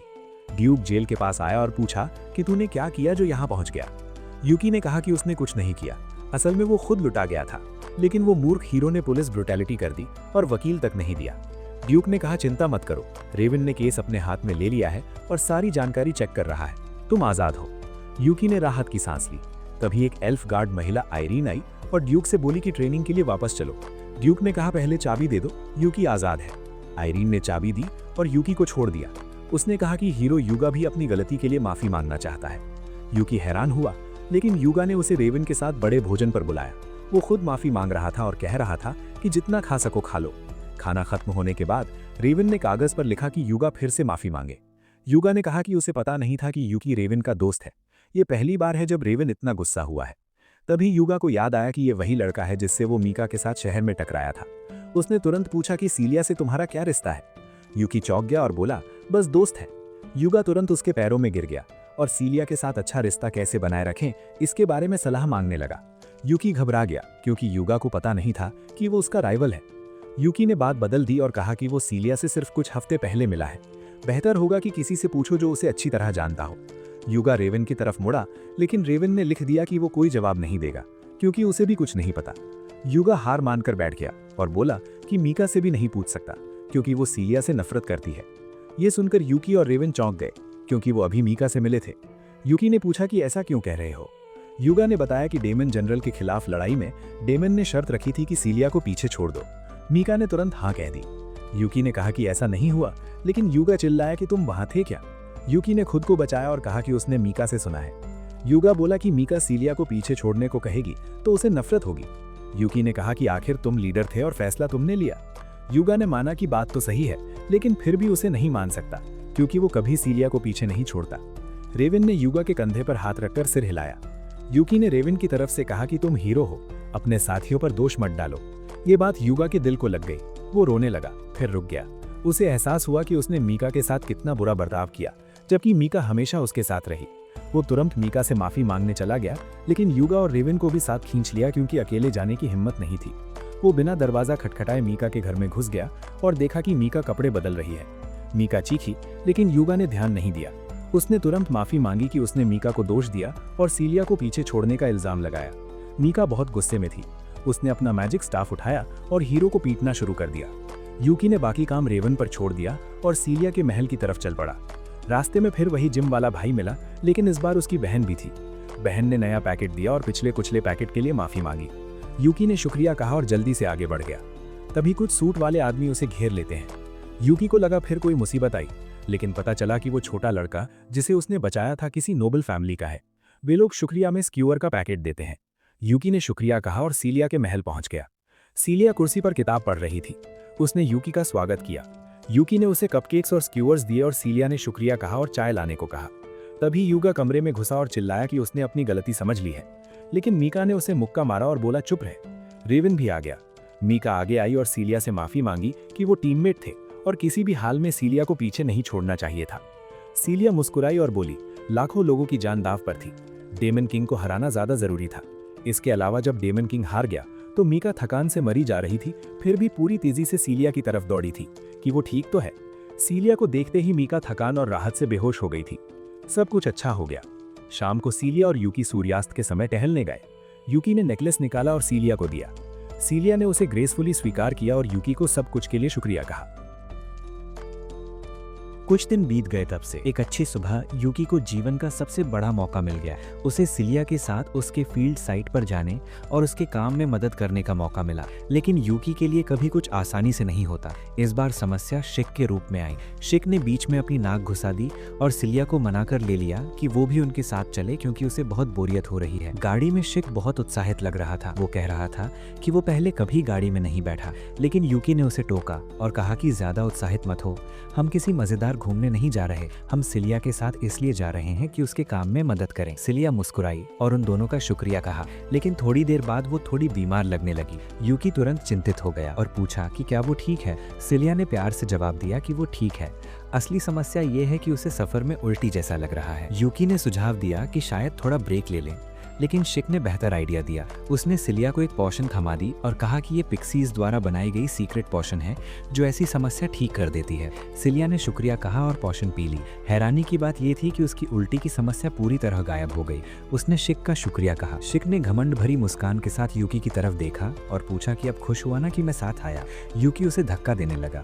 सिलिया हंसने लगी और बोली कि वो बहुत खुश है कि दोनों उसके साथ आए। इससे उसे ज्यादा आत्मविश्वास मिला। थोड़ी देर बाद वे गांव पहुंच गए जहां कुछ समय से बीमारी फैली हुई थी। सिलिया ने देखा कि गांव बहुत शांत है, लेकिन यहाँ बहुत कम लोग दिख रहे हैं। वे आगे बढ़े तो एक बूढ़ा आदमी मिला। उसने सिलिया को तुरंत पहचान लिया और उसका स्वागत किया। वो कह रहा था कि उसे कभी उम्मीद नहीं थी कि सिलिया उनके गांव की मदद करने आएगी। सिलिया ने जवाब दिया और यूकी तथा शिक का परिचय कराया। उसने बताया कि ये उसके दोस्त हैं और दोनों ही कुशल जादूगर हैं जो गाँव वालों की मदद कर सकते हैं। बूढ़े ने उन्हें चर्च में ले गया। वहाँ ज्यादातर घायल और बीमार लोग लेटे हुए थे। वे अपने उन देवताओं पर निर्भर थे जो बहुत पहले मर चुके थे। यूकी ने देखा कि सिलिया दिल से इन गरीब गांव वालों की मदद कर रही है। वो भी अपना काम कर रहा था। बूढ़ा फिर आया और यूकी का शुक्रिया कहा। यूकी ने पूछा कि क्या किसी की मौत हो गई है। बूढ़े ने जवाब दिया कि वे सब कई दिन पहले मर चुके होते अगर डाकुओं का गिरोह अचानक आकर उन पर टूट नहीं पड़ा होता। लेकिन तभी एक अजनबी आदमी आया और उन डाकुओं को भगा दिया, फिर खुद भी गायब हो गया। यूकी सोचने लगा कि शायद दो डाकू गिरोहों में आपस में लड़ाई हुई होगी।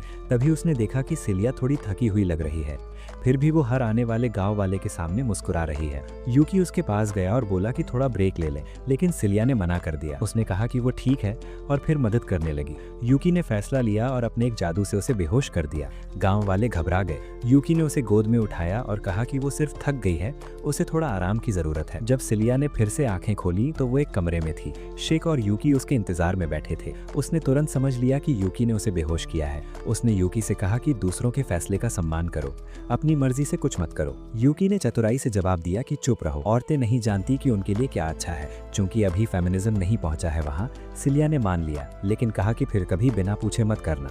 यूकी ने वादा किया कि वो नहीं करेगा। फिर उसने बताया कि आप चिंता मत करो, वे सब गांव वालों को पहले ही ठीक कर चुके हैं। सिलिया चमकती मुस्कान के साथ बोली और उन दोनों का शुक्रिया कहा कि उन्होंने इतनी मदद की। इससे पहले कि यूकी कुछ कह पाता, बूढ़ा फिर आ गया। इस बार उसने सिलिया से कहा कि क्या वो गाँव के बाहर रहने वाली एक लड़की टीला को देख सकती है। वो कुछ दिनों से बीमार है। यूकी ने पूछा कि क्या वो डाकुओं के हमले में घायल हुई थी। बूढ़े ने सिर हिलाया और कहा कि वो उस समय गांव से बाहर थी। सिलिया ने तुरंत हाँ कह दी और उसके साथ चल पड़ी। वे घर पहुंचे जब सूरज डूब रहा था। घर एक प्यारा सा छोटा कॉटेज था जो 5 न्यूयॉर्क अपार्टमेंट से भी बड़ा था। सिलिया ने अपना परिचय दिया और टीला से पूछा कि वो ठीक है, लेकिन टीला जवाब देते हुए खांसने लगी। यूकी ने शिक से कहा कि अपनी मैजिक पोशन दे दो। थोड़ी देर में टीला बेहतर महसूस करने लगी। टीला ने शिक का शुक्रिया कहा और बोली कि वो तो सीधे गार्जियन देवता द्वारा भेजा गया लगता है। यूकी ने पूछा कि वो क्या बकवास कर रही है। टीला हैरान होकर बोली कि क्या उन्होंने गांव के बाहर वाली मूर्ति नहीं देखी। यूकी को कुछ समझ नहीं आया। टीला ने बताया कि एक दिन डाकू गांव पर टूट पड़े। वो बच गई क्योंकि वो मूर्ति को चढ़ावा चढ़ाने गई थी। उसके अनुसार यही गार्जियन देवता का तरीका था उसे बचाने का। यूकी और शिक दोनों ने सोचा कि ये सिर्फ संयोग था, लेकिन टीला बोली कि एक बार जब वो रात में घर लौट रही थी तो भेड़ियों ने उसे घेर लिया। वो मर जाती, लेकिन गार्जियन देवता ने अपने डार्क लाइटनिंग से उसे झटका दिया और उसकी जान बचा ली। ये सुनकर यूकी की उत्सुकता बढ़ गई। उसने टीला से कहा कि उन्हें मूर्ति के पास ले चलो। थोड़ी देर बाद वे मूर्ति के पास पहुंचे। ये साफ दिख रहा था कि ये किसी देवता की नहीं बल्कि किसी डेमन की मूर्ति है। टीला बचाव में बोली कि गार्जियन देवता डेमन नहीं है। तभी वो फिर खांसने लगी। सिलिया ने सोचा कि उसे घर ले जाना बेहतर होगा। यूकी और शिक वहीं रुक गए और मूर्ति को ध्यान से देखने लगे। यूकी ने कहा कि ये मूर्ति डेमन किंग के महल के गारगोयल्स जैसी लग रही है। तभी मूर्ति जिंदा हो गई और उन पर हमला कर दिया। दोनों ने हमला बचाया और पक्का कर लिया कि ये असल में डेमन है। शिक तुरंत एक्शन में आ गया। उसने डेमन के चेहरे पर लात मारी, फिर उसे आम बार में लॉक कर लिया और यूकी के आगे इंस्ट्रक्शन का इंतजार करने लगा। शिक ने चाकू निकाल लिया, लेकिन यूकी ने कहा कि रुक जाओ, मुझे डेमन से बात करनी है। जब वे अलग हुए तो डेमन ने पूछा कि क्या तुम मुझे मारने नहीं आए। यूकी ने याद दिलाया कि पहले तुमने हमला किया। डेमन ने माफी मांगी और बताया कि उसे एक दूर के मंदिर की रखवाली के लिए बनाया गया था। एक दिन वो मंदिर लूट लिया गया और उसे भी चोरी कर लिया गया। उसी गिरोह ने इस निर्दोष गांव पर हमला किया, इसलिए उसने दिव्य न्याय किया और सब डाकुओं को मार दिया। ये बहुत समय पहले की बात थी। धीरे धीरे गांव वाले उसे भुला दिए।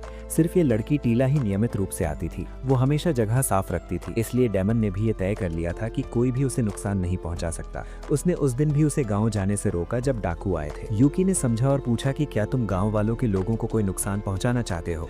डेमन ने कहा कि अब उसे बाकी गांव वालों से कोई मतलब नहीं, वो किसी में शामिल नहीं होना चाहता, लेकिन वो सिर्फ टीला को हर तरह से सुरक्षित रखेगा। यूकी ने फैसला लिया कि फिर इस डेमन को हटाने की कोई जरूरत नहीं। वो आगे बढ़ गया और शिक को कोई खास काम सौंप कर भेज दिया। अब यूकी अकेला सिलिया के साथ चांदनी रात में खूबसूरत जंगल में टहल रहा था। यूकी ने कहा कि डेमन किसी को कोई परेशानी नहीं देगा, इसलिए उसे रहने दो। सिलिया ने सहमति जताई। अचानक यूकी के मुंह से बोल निकलना बंद हो गया। वो सिलिया को चांदनी में देख रहा था, जो बहुत खूबसूरत लग रही थी। टहलते हुए सिलिया एक टहनी पर पैर फिसल गई, लेकिन यूकी ने तुरंत उसे पकड़ लिया। तनाव तो था, लेकिन ये PG-13 स्टोरी है, इसलिए आगे कुछ नहीं हुआ। जल्दी ही दोनों गांव लौट आए। ठीक उसी समय फिर डाकुओं का गिरोह गांव पर हमला कर रहा था। यूकी और सिलिया ने रक्षा की तैयारी की। यूकी ने सोए हुए शिक से कहा कि तुम आगे जाओ और डाकुओं से जैसे चाहो निपटो। शिक ने जोर से जम्हाई ली, फिर आगे कूदा। उसने पहले 2 डाकुओं को लातों से मार दिया और अगले 2 की गर्दन काट दी। सिलिया हैरान थी। उसे उम्मीद नहीं थी कि शिक इतना ताकतवर है। यूकी ने बताया कि वो उसका सबऑर्डिनेट है, इसलिए इतना मजबूत है। अचानक यूकी को पीछे से कोई आता हुआ महसूस हुआ। उसने एक डाकू को मार गिराया जो सिलिया पर पीछे से हमला करने वाला था। सिलिया ने शुक्रिया कहा। तभी उन्हें जंगल से धुआं उठता दिखा, जहां गार्जियन देवता था। यूकी ने शिक को आदेश दिया कि जाकर देखो। शिक तुरंत चला गया। दूसरे डाकुओं ने कहा कि तुम खुद को ज्यादा समझ रहे हो। यूकी ने जवाब दिया कि मुझे तुम्हें हराने के लिए ज्यादा सोचने की जरूरत नहीं। उसने अपने विंड मैजिक से उन्हें टॉर्नेडो में फंसा लिया, फिर रस्सी से बांध दिया। यूकी को चिंता हुई क्योंकि शिक अभी तक नहीं लौटा। वो सिलिया के साथ जंगल में घुस गया। वहां एक भयानक दृश्य था। टीला डेमन पर रो रही थी, जिसके पंख कटे हुए थे। एक लाल और काले कपड़ों वाला आदमी शिक की गर्दन पकड़े हुए था और उसे लात मारकर हटा दिया। सिलिया तुरंत शिक के पास दौड़ी और देखा कि वो ठीक है। यूकी सोच रहा था कि ये कौन है जिसने शिक को इतनी आसानी से हरा दिया। सिलिया ने चेतावनी दी कि सावधान रहो, ये आदमी मिलर है, गैलेक्स एम्पायर का हीरो। यूकी हैरान था। उसे उम्मीद नहीं थी कि इस दुनिया में एक से ज्यादा हीरो होंगे। मिलर मुस्कुराया और बोला कि रास्ते से हट जाओ। वो डेमन गर्गोयल को खत्म करने आगे बढ़ा। यूकी ने अपना लाइटनिंग मैजिक उस पर चलाया, लेकिन मिलर की तलवार ने सारा जादू सोख लिया। वो बिना किसी नुकसान के खड़ा रहा। उसने बताया कि उसकी तलवार मैजिक ईटर है, जो किसी भी मैजिक अटैक को बेकार कर देती है। वो इन हमलों और लूटपाट से 2 किंगडमों के बीच युद्ध शुरू करना चाहता है। इसके बाद उसने डेमन का एक हाथ भी काट दिया। टीला ने रोते हुए रोका। यूकी ने एक के बाद एक मैजिक अटैक मारे, लेकिन कुछ असर नहीं हुआ।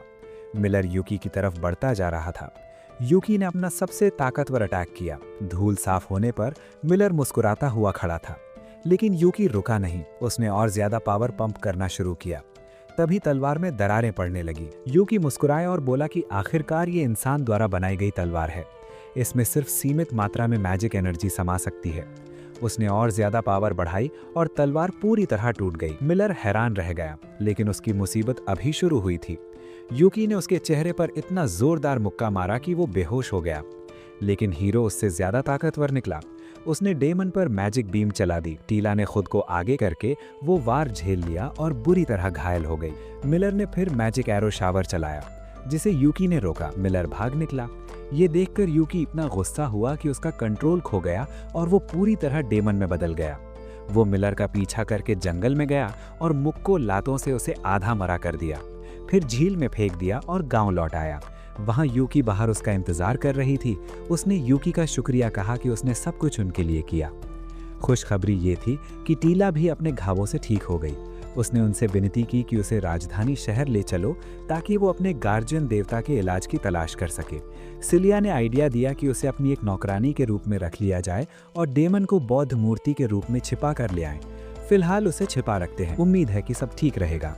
कुछ दिन बीत जाते हैं। टील सीलिया के घर में एक मेड के रूप में अपनी नौकरी से काफी खुश है। वो एक गारगोयल, जो अब एक बुद्ध की मूर्ति जैसा दिखता है, के आसपास सफाई करते हुए मजे से गाना गुनगुनाती है। वो गारगोयल असल में एक दानव है। दानव उससे कहता है कि उसे हर दिन उसके आसपास सफाई करने की जरूरत नहीं है, लेकिन टील कहती है कि उसे ऐसे काम करना पसंद है और पूछती है कि क्या उसे पता है कि यूकी कहाँ है। गारगोयल बताता है कि यूकी सीलिया के साथ महल में गया है, जो टील के लिए एक नई खबर थी। महल में यूकी और सीलिया दोनों घुटनों के बल झुककर बैठे हैं। एक महिला गार्ड घोषणा करती है कि वे इस राज्य के सम्राट डार के सामने हैं। डार बहुत ही सख्त और घमंडी इंसान लगता है। वो आते ही कहता है कि उसने उन्हें यहाँ इसलिए बुलाया है क्योंकि गांव पर डाकुओं ने हमला किया था। यूकी मन ही मन मुस्कुराता है और सोचता है कि सभी राजा ऐसे ही दिखावा करते हैं, चाहे वो इंसानों का राजा हो या दानवों का। लेकिन यूकी तब हैरान रह जाता है जब राजा अचानक अपना सख्त रवैया छोड़ देता है। राजा कहता है कि वो इस तरह से बात करते हुए एकदम बेवकूफ लग रहा है और अब से वो सामान्य तरीके से बात करेगा। सिल्विया नाम की गार्ड उसे सामान्य तरीके से न बात करने और एक राजा की तरह बर्ताव करने को कहती है। दोनों इस बात पर बहस करने लगते हैं। यूकी को समझ नहीं आता कि ये सब क्या चल रहा है, इसलिए वो चुप ही रहता है। जल्द ही राजा वापस उनकी तरफ मुड़ता है और बताता है कि गैली के साम्राज्य के हीरो मिलर ने डाकुओं को भगाकर गांव को बचा लिया है। वो कहता है कि उनके अच्छे कामों के लिए उन्हें इनाम जरूर मिलेगा, लेकिन सीलिया जवाब देती है कि उसने सिर्फ वही किया जो सही था और उसे कोई इनाम नहीं चाहिए। जाहिर है इस अमीर लड़की को इनाम नहीं चाहिए था, लेकिन बेचारे यूकी का क्या, जिसने सारा काम अकेले किया था जबकि वो थक कर आराम कर रही थी। राजा फिर यूकी की तरफ मुड़ता है और पूछता है कि उसे इनाम में क्या चाहिए। यूकी थोड़ा चालाकी से काम लेता है और कहता है कि एक राजा भी मुझे वो नहीं दे सकता जो मुझे सच में चाहिए। राजा ये सुनकर हैरान होता है और पूछता है कि आखिर उसे क्या चाहिए। क्या उसे पैसा चाहिए? यूकी ना में सिर हिलाता है। क्या उसे अपने लिए लड़कियों का एक हरम चाहिए? यूकी फिर ना कहता है। अंत में राजा पूछता है कि क्या उसे खुद राज सिंहासन चाहिए? यूकी तीसरी बार ना कहता है और बताता है कि उसे दुनिया में सबसे ज्यादा सीलिया का प्यार चाहिए। सिल्विया ये सुनकर चौंक जाती है। सीलिया शर्मा जाती है, लेकिन राजा बस हंस पड़ता है और कहता है कि इस मामले में वो सच में कुछ नहीं कर सकता। उसी दिन बाद में महल वापस आने पर यूकी घुटने और हाथों के बल जमीन पर सिर रखकर सीलिया से माफी मांगता है। सीलिया उसे डांटती है और कहती है कि राजा का कमरा किसी से अपने प्यार का इजहार करने की जगह नहीं है। यूकी बार बार माफी मांगता है और उससे गुस्सा न होने की भीख मांगता है। तभी सीलिया की माँ, जो वहीं बैठी थी, इस जवानी के प्यार को देखकर हंसने लगती है और मजे लेने के लिए बीच में बोल पड़ती है। वो कहती है कि चूंकि यूकी ने गलती की है तो उसे सजा मिलेगी। वो पूरे 1 महीने तक सीलिया से नहीं मिल सकेगा। यूकी को अपने कानों पर विश्वास नहीं होता और सीलिया भी दुखी हो जाती है क्योंकि वो भी यूकी से दूर नहीं रहना चाहती। उसकी माँ फिर हंसती है और कहती है कि ठीक है, तो तुम दोनों 15 दिन तक एक दूसरे से नहीं मिलोगे। इसके बाद वो हार्पी को बुलाती है, जो बिना कुछ सोचे यूकी को गर्दन से पकड़कर बाहर ले जाती है। दालान से गुजरते हुए हार्पी रुकती है और यूकी को खिड़की के बाहर शेख को देखने के लिए कहती है। शेख बगीचे में अकेला और बहुत उदास बैठा है। हार्पी बताती है कि गाँव वाली घटना के बाद से शेख उसके साथ खेलता भी नहीं है और हमेशा उदास रहता है। यूकी समझ जाता है कि शायद शेख हर चीज के लिए खुद को दोषी मान रहा है, क्योंकि जब मिलर ने हमला किया था तो वो टील और गारगोयल को नहीं बचा पाया था। हार्पी उसे वापस सराय में उसके कमरे तक ले जाती है, जहां दानव और टील बात कर रहे थे। दानव टील से कहता है कि उसे अपना ख्याल रखना चाहिए। हार्पी भी टील से कहती है कि उसे अब महल वापस आ जाना चाहिए। इसलिए वे दोनों यूकी और दानव को पीछे छोड़कर चले जाते हैं। यूकी दानव को आज की सारी घटनाएं बताता है, लेकिन दानव कोई मदद नहीं करता और बस इंतजार करने को कहता है। यूकी एक बेहतर विकल्प के लिए क्रेमेन से मिलने जाता है और उससे कहता है कि वो उसे ज्यादा से ज्यादा काम दे ताकि वो सीलिया के लायक बन सके। जल्द ही आधा महीना बीत जाता है। यूकी एक के बाद एक क्वेस्ट करता रहता है एक बेहतर एडवेंचरर बनने की उम्मीद में। 15वें दिन वो खुशी से वापस आता है कि आखिरकार वो सीलिया से मिल सकेगा, लेकिन गार्गोइल उसे रोकता है और कहता है कि उसे बात करनी है। यूकी कंफ्यूज हो जाता है, तभी गार्गोइल वापस दानव में बदल जाता है। यूकी तुरंत परेशानी समझ जाता है। दानव का शरीर टूटकर बिखर रहा था क्योंकि मिलर का हमला उनकी सोच से कहीं ज्यादा खतरनाक था। यूकी पूछता है कि उसने उसे पहले क्यों नहीं बताया। दानव कहता है कि इससे कोई फर्क नहीं पड़ता क्योंकि इसे रोकने का कोई तरीका नहीं है। दानव को लगता है कि उसके पास कुछ ही दिन बचे हैं। वो यूकी को हर कीमत पर टील का ख्याल रखने को कहता है। वो बताता है कि टील बहुत बीमार है और किसी भी पल गिर सकती है। यूकी ये सुनकर चौंक जाता है क्योंकि शेख ने टील को एक खास पोषण दिया था जो चमत्कारी है, लेकिन दानव बताता है कि वो बचपन से टील को देख रहा है और उसे पता है कि कुछ हफ्तों से टील के साथ कुछ गड़बड़ है। दानव कहता है कि उसके मरने के बाद टील बिल्कुल अकेली पड़ जाएगी और जिंदा नहीं रह पाएगी। यूकी वादा करता है कि वो हर हाल में टील की रक्षा करेगा। दानव मुस्कुराता है कि अब वो शांति से मर सकता है, लेकिन यूकी कहता है कि वो ज्यादा चिंता ना करे, वो उसे भी जिंदा रखने का कोई तरीका ढूंढ लेगा। यूकी तुरंत ड्यूक से मिलने जाता है और उसे दानव की समस्या बताता है। क्योंकि ड्यूक हमेशा से एक दानव रहा है, उसे इसका उपाय पता है। वो यूकी को गार्गोइल को कुछ मैजिसाइट खिलाने को कहता है जिससे वो पूरी तरह ठीक हो जाएगा। इससे पहले कि ड्यूक पूरी बात समझा पाता, यूकी उसे धन्यवाद देकर वहाँ से भाग जाता है बिना ये जाने कि मैजिसाइट मिलेगा कहाँ। तभी वो सीलिया को अपनी तरफ दौड़ते देखता है। वो बहुत परेशान है और यूकी से तुरंत उसके साथ चलने को कहती है क्योंकि टील की हालत बहुत खराब है। वे तुरंत महल वापस भागते हैं और देखते हैं कि शेख अपनी दवाओं पर लगातार काम कर रहा है। शेख कहता है कि हालत अच्छी नहीं है, बुखार कम नहीं हो रहा। वो कहता है कि अगर टील की जान बचानी है तो उन्हें तुरंत एक खास जड़ी बूटी लानी होगी। सीलिया यूकी के साथ जाने का ऑफर देती है। वे तुरंत मर्चेंट गिल्ड यानी व्यापारियों के पास जाते हैं, लेकिन दुर्भाग्य से वहाँ वो जड़ी बूटी और मैजिसाइट दोनों खत्म हो चुके हैं।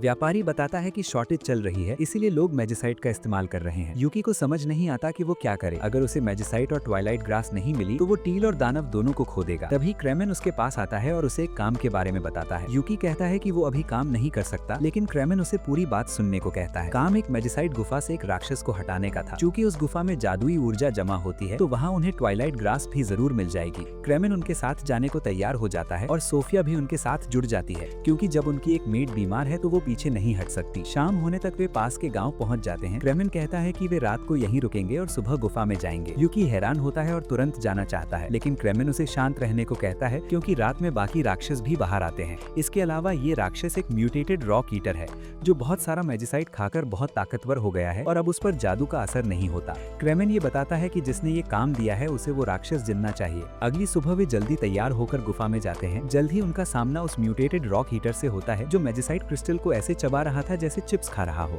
जैसे ही वो घुसपैठियों को देखता है वो उन पर पत्थर फेंकने लगता है। यूकी सीलिया को एक बड़े पत्थर से कुचले जाने से बचाता है, जबकि सोफिया अपनी तरफ आने वाले पत्थर को एक किक से तोड़ देती है और क्रेमेन अपनी किसी अजीब जादुई स्किल से पत्थरों से निपटता है। यूकी तुरंत हमला करता है और उस पर मैजिक अटैक करता है, लेकिन राक्षस को कुछ नहीं होता। क्रेमेन उसे सावधान करता है कि उन्हें उसे जिंदा पकड़ना है, इसलिए वो अपना अर्थ लॉक अटैक इस्तेमाल करता है जिससे रॉक ईटर फंस जाता है और सीलिया उस पर अपनी डिवाइन चेन स्पेल डालकर उसे जकड़ लेती है। लेकिन ये सब बेकार जाता है क्योंकि राक्षस चेन्स को तोड़ देता है और आजाद हो जाता है। क्रेमेन एक योजना बनाता है कि राक्षस को अंदर से नष्ट किया जाए। वो कहता है कि वो अपनी शैडो मैजिक से सोफिया के चारों ओर एक शील्ड बना देगा जिससे वो राक्षस के मुंह के अंदर जाकर उसे अंदर से मार सके। सीलिया को चिंता होती है, लेकिन सोफिया कहती है कि वो क्लोज कॉम्बैट में माहिर है। यूकी राक्षस के चारों ओर एक बर्फ का पिंजरा बना देता है और सीलिया फिर से अपनी चेन्स का इस्तेमाल करती है। सोफिया तुरंत शैडो मैजिक से कवर होकर राक्षस के मुंह में कूद जाती है। राक्षस को समझ आ जाता है कि कुछ गड़बड़ है और वो आजाद होने की पूरी कोशिश करता है, लेकिन यूकी और सीलिया अपनी ताकत से उसे रोके रहते हैं। राक्षस के पास एक और तरकीब होती है। वो अपने शरीर से छोटे छोटे रॉक दानव बाहर निकालता है जिन पर भी जादू का असर नहीं होता। ये देखकर यूकी इन छोटे राक्षसों को मुक्के मार मार कर एक एक करके तोड़ने लगता है। इधर सीलिया बड़े रॉक ईटर को पकड़े रहने में संघर्ष करती है और जमीन पर गिर जाती है। राक्षस उसके ऊपर हमला करने ही वाला था कि तभी वो जमीन पर गिर पड़ता है और सोफिया उसके अंदर से बाहर आती है। उसने राक्षस को अंदर से नष्ट कर दिया था। क्रेमेन तुरंत उसे गले लगा लेता है और सीलिया और यूकी से ट्वाइलाइट ग्रास लेने को कहता है। वे गुफा में गहराई तक जाते हैं और ट्वाइलाइट ग्रास ढूंढ लेते हैं। जब यूकी वापस जाने की बात करता है तो क्रेमेन उन्हें रात भर वहीं रुकने को कहता है क्योंकि रात का सफर बहुत खतरनाक हो सकता है। यूकी को टील की चिंता होती है और रात में चुपके से निकलने का फैसला करता है, लेकिन सीलिया जानती थी कि वो ऐसा कुछ करेगा क्योंकि वो उड़ सकता है, इसलिए वो जड़ी बूटियां उसे दे देती है। इसके बाद यूकी अपने सींग और पंख वापस निकालकर उड़ते हुए तेजी से टील और गार्गोइल के पास पहुंचता है। वो जड़ी बूटियां शेख को दे देता है और भागकर अपने कमरे में जाता है। वहाँ वो मैजिसाइट क्रिस्टल गार्गोइल के गले में जबरदस्ती डाल देता है। तुरंत दानव का हाथ वापस आ जाता है और उसके अंदर ऊर्जा आ जाती है। वो सीधा टील के पास जाता है। वो कमरे में घुसता है और उसे गहरी नींद में सोता हुआ पाता है, लेकिन ये बेवकूफ उसे बस ये बताने के लिए नींद से उजागता है कि अब सब ठीक हो जाएगा। पूरी तरह से थका हुआ यूकी वापस दूसरे गांव तक उड़कर जाता है ताकि किसी को उसकी असली पहचान का पता न चले। वो बहुत थक चुका है, लेकिन उसे इस बात का इनाम मिलता है कि आखिरकार वो सीलिया की गोद में सुकून से सो पाता है। कुछ दिनों बाद शहर के बाहरी इलाके में बारिश के दौरान एक साधारण सी छत पर 3 संदिग्ध लोग खड़े थे। उनके लीडर ने एक जादुई किताब हवा में छोड़ी जो खुली और उसमें से एक डरावनी आंख दिखाई दी, जबकि पीछे बादलों में बिजली कड़क रही थी। अगली सुबह योकी शहर से गुजर रहा था। वो निराश था क्योंकि वो सेसिले से नहीं मिल पा रहा था, क्योंकि वो उससे मिलने के लिए बहुत व्यस्त थी। सड़क पर चलते हुए उसकी मुलाकात क्लेमन से हुई जो शॉपिंग कर रहा था। योकी ने पूछा कि वो क्या खरीदने की कोशिश कर रहा है। क्लेमन ने बताया कि वो सोफिया के लिए शादी की सालगिरह का तोहफा ढूंढ रहा है। ये सुनकर योकी भी खुशी खुशी उसके साथ एक अच्छा तोहफा ढूंढने में लग गया। कुछ देर ढूंढने के बाद योकी को बिल्ली के कानों का एक प्यारा सा जोड़ा मिला और उसने उसे खरीदने का सुझाव दिया। योकी ने कहा कि ये कान सोफिया के कपड़ों के साथ बहुत अच्छे लगेंगे, लेकिन क्लेमन चिल्लाया कि उसे जानवरों जैसे कपड़े पसंद नहीं हैं। उसने बिल्ली के कान खरीदने से मना कर दिया और बताया कि उसे जो तोहफा चाहिए था वो उसे पहले ही मिल चुका है, इसलिए योकी अपने लिए कुछ ढूंढने लगा। जल्द ही उसकी नजर एक काले रंग के हीरो यूनिफॉर्म पर पड़ी जिसने तुरंत उसका ध्यान खींच लिया। योकी ने वो काली पोशाक खरीदी और जल्दी से उसे पहन लिया और बिल्कुल सुपरमैन की तरह बर्ताव करने लगा। उसे एक बच्चे की तरह बर्ताव करते देख क्लेमन सोचने लगा कि क्या योकी सच में इस हीरो वाले नाटक को लेकर गंभीर है। हैरानी की बात यह थी कि योकी सच में गंभीर था और उसने क्लेमन को आदेश दिया कि वो उसकी क्षमताओं को चुनौती देने के लिए कुछ मुश्किल काम लेकर आए। कुछ समय बाद वे दोनों एडवेंचरर्स गिल्ड में गए, जहां क्लेमन ने ब्लैक योकी को अपने पुराने दोस्त के रूप में पेश किया। हालांकि रिसेप्शनिस्ट को योकी का अजीब पहनावा थोड़ा अटपटा लगा, लेकिन उसने क्लेमन के फैसले पर भरोसा किया और उसे कुछ ए रैंक क्वेस्ट देने की पेशकश की। योकी ने उससे कहा कि वो उसके पास मौजूद सभी ए रैंक क्वेस्ट को एक साथ संभाल सकता है, जिससे वो पूरी तरह हैरान रह गई। इसके तुरंत बाद वो एक दूर के जंगल में एक काले ड्रैगन का शिकार करने के लिए निकल गया और उस बेचारे जानवर को खत्म कर दिया। योकी शहर लौटा और मेडिकल इलाज के लिए एक आदमी को ड्रैगन का दिल दे दिया। उसके बाद उसने 2 और काम पूरे किए। अंत में योकी के पास अपनी सूची का आखिरी ए रैंक काम बचा था। उस रात बाद में एक गोदाम के बाहर एक हुड पहने हुए अजीब लड़के ने अपनी जादुई किताब से गार्ड्स को बेहोश कर दिया। गार्ड्स के बेहोश होने के बाद वो नौजवान, जिसका नाम एनवी था, अपने 2 साथियों हार्टबर्न और जेलेसी के साथ इमारत के अंदर अपने शिकार को खत्म करने के लिए तैयार हो गया। जल्द ही वे गोदाम के अंदर पहुंच गए, जहां उन्होंने बेचारे मालिक को घेर लिया। जब वो आदमी अपनी जान के डर से कांप रहा था तो चोरों ने ऐलान किया कि वे उसका सारा माल छीन लेंगे। इससे पहले कि वे अपना काम शुरू करें, योकी रहस्यमयी काली पोशाक में दिन बचाने के लिए वहां आ गया। वो माल के एक बक्से से उनके सामने कूद गया और चोरों को चुपचाप आत्मसमर्पण करने की चेतावनी दी। जाहिर है एनवी ने उस सस्ते बैटमैन को ज्यादा गंभीरता से नहीं लिया और जेलेसी और हार्टबर्न को उसे संभालने का आदेश दिया। दोनों चोरों ने अपने हथियार निकाले और योकी पर हमला करने के लिए दौड़ पड़े। हार्टबर्न ने ऊपर से योकी पर छलांग लगाने की कोशिश की, लेकिन उसने उसके हमले को चकमा दे दिया, जिससे एक बक्सा टूट गया। बक्से से दिल के आकार की अजीब कैंडीज बाहर गिरने के बाद योकी ने जवाबी हमला करने के लिए एक बिजली का जादू तैयार किया। उसने चोरों की ओर बिजली फेंकी, जिन्होंने जल्दी से हमले को चकमा दे दिया। हालांकि योकी ने तुरंत एक और बिजली का वार किया, जिसने हार्टबर्न को हरा दिया। उसे नीचे गिराने के बाद योकी ने जेलेसी को भी हरा दिया। अपने दोनों साथियों के हारने के बाद एनवी खुद लड़ाई संभालने के लिए आगे आया। उसने योकी पर बवंडर के जादू से हमला करने के लिए अपनी जादुई किताब का इस्तेमाल किया, लेकिन योकी ने अपनी बिजली से उसे वापस धकेल दिया। एनवी को पीछे धकेलने के बाद योकी अपनी तलवार लेकर उसकी ओर दौड़ा और आखिरी वार किया। जब सारे चोर हार गए तो गोदाम के मालिक ने योकी को उसे बचाने और उसके सभी वैलेंटाइन चॉकलेट्स को बचाने के लिए धन्यवाद दिया। जबकि योकी इस बात से हैरान था कि इस दुनिया में भी वैलेंटाइन डे मनाया जाता है, शाही शूरवीर स्थिति की जांच करने के लिए अंदर आ गए। जब शूरवीरों ने उस सस्ते बैटमैन को देखा तो वे सभी सन्न रह गए। योकी मुड़ा और फिर से अपना अजीब हीरो वाला नाटक शुरू कर दिया, लेकिन वो रेवन और ड्यूक को धोखा नहीं दे पाया। ड्यूक की जूनियर नाइट ने पूछा कि क्या योकी ने गोदाम में इतनी तबाही मचाई है, लेकिन उसने बताया कि वो केवल घुसपैठियों से इसकी रक्षा कर रहा था। इससे पहले कि वो उससे और सवाल पूछ पाती, वो हवा में गायब हो गया। चोरों को शूरवीरों पर छोड़ने के बाद ड्यूक गोदाम के दूसरे हिस्से में गया, जहां उसे योकी के छिपे होने का एहसास हुआ। ड्यूक ने योकी को बुलाया और उसे बैटमैन वाला नाटक बंद करने के लिए कहा। उसने कहा कि हर बार जब योकी अपनी अजीब नौटंकी करता है तो बहुत आगे बढ़ने के बाद वो अपने ही कामों से शर्मिंदा होता है। योकी ने यह मानने से इनकार कर दिया कि वो इतना अजीब दिखता है, लेकिन शीशे में खुद को देखने के बाद उसे एहसास हुआ कि उसकी अजीब पोशाक के कारण उसका बहुत नुकसान हो रहा है। अगले दिन वो गिल्ड वापस गया और एनवी गैंग को पकड़ने का अपना इनाम लिया। योकी सोच रहा था कि ये अजीब डाकू कहां से आए थे, इसलिए क्लेमन ने बताया कि वे साधारण बी रैंक एडवेंचरर थे जिन्हें डंजन में एक अजीब किताब मिली थी। किसी तरह किताब की शक्ति ने उन मासूम एडवेंचरर्स को भ्रष्ट कर दिया, जिसके बाद वे शहर भर में घूम घूम कर सभी के लिए वैलेंटाइन डे बर्बाद करने लगे। इसी बीच जैसे जैसे वैलेंटाइन डे करीब आ रहा था, शहर भर की लड़कियां अपने चाहने वालों को चॉकलेट गिफ्ट करने की तैयारी करने लगी। सीलिया की रसोई में सभी मेड्स अपनी अपनी चॉकलेट तैयार कर रही थी। टील ने कड़क चॉकलेट के एक टुकड़े को तोड़ने की कोशिश की, लेकिन उसके छोटे हाथ इसे तोड़ने के लिए बहुत कमजोर थे।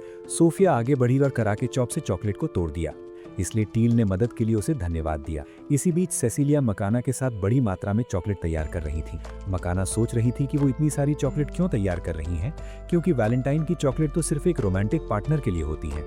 सेसिलिया ने बताया कि वो ये चॉकलेट्स केवल कुछ प्यारे अनाथ बच्चों के लिए बना रही हैं और योकी के साथ अपने वैलेंटाइन के प्लान्स के बारे में चुप रही। वैलेंटाइन डे के दिन योकी अपने कमरे में जागा। उसे पता नहीं था कि क्या हो रहा है।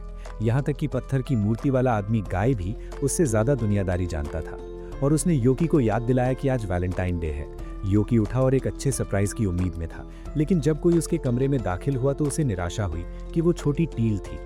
टील ने योकी को ऐसे नजरअंदाज किया जैसे वो वहां है ही नहीं, इसलिए योकी अपना इकलौता दिल जलन से जलने से पहले ही कमरे से बाहर निकल लिया। वो फिर एडवेंचरस गिल्ड की मुख्य लॉबी में गया, जहां क्लेमन अपने चॉकलेट के बॉक्स के साथ आया। उसने गर्व से सबके सामने डिब्बा खोला और दिखाया कि ये सोफिया द्वारा उसके लिए बनाई गई खास चॉकलेट्स हैं। जैसे ही क्लेमन ने बेरहमी से अपने अकेले दर्शकों के सामने चॉकलेट्स का मजा लिया, रिसेप्शनिस्ट और योकी दोनों को लगा कि वे जिंदगी में कुछ मिस कर रहे हैं। अचानक क्लेमन ने योकी को याद दिलाया कि उसे उसकी किसी भी चॉकलेट को छूने की इजाजत नहीं है, इसलिए वो गुस्सा हो गया और उसे गालियां देते हुए वहां से चला गया।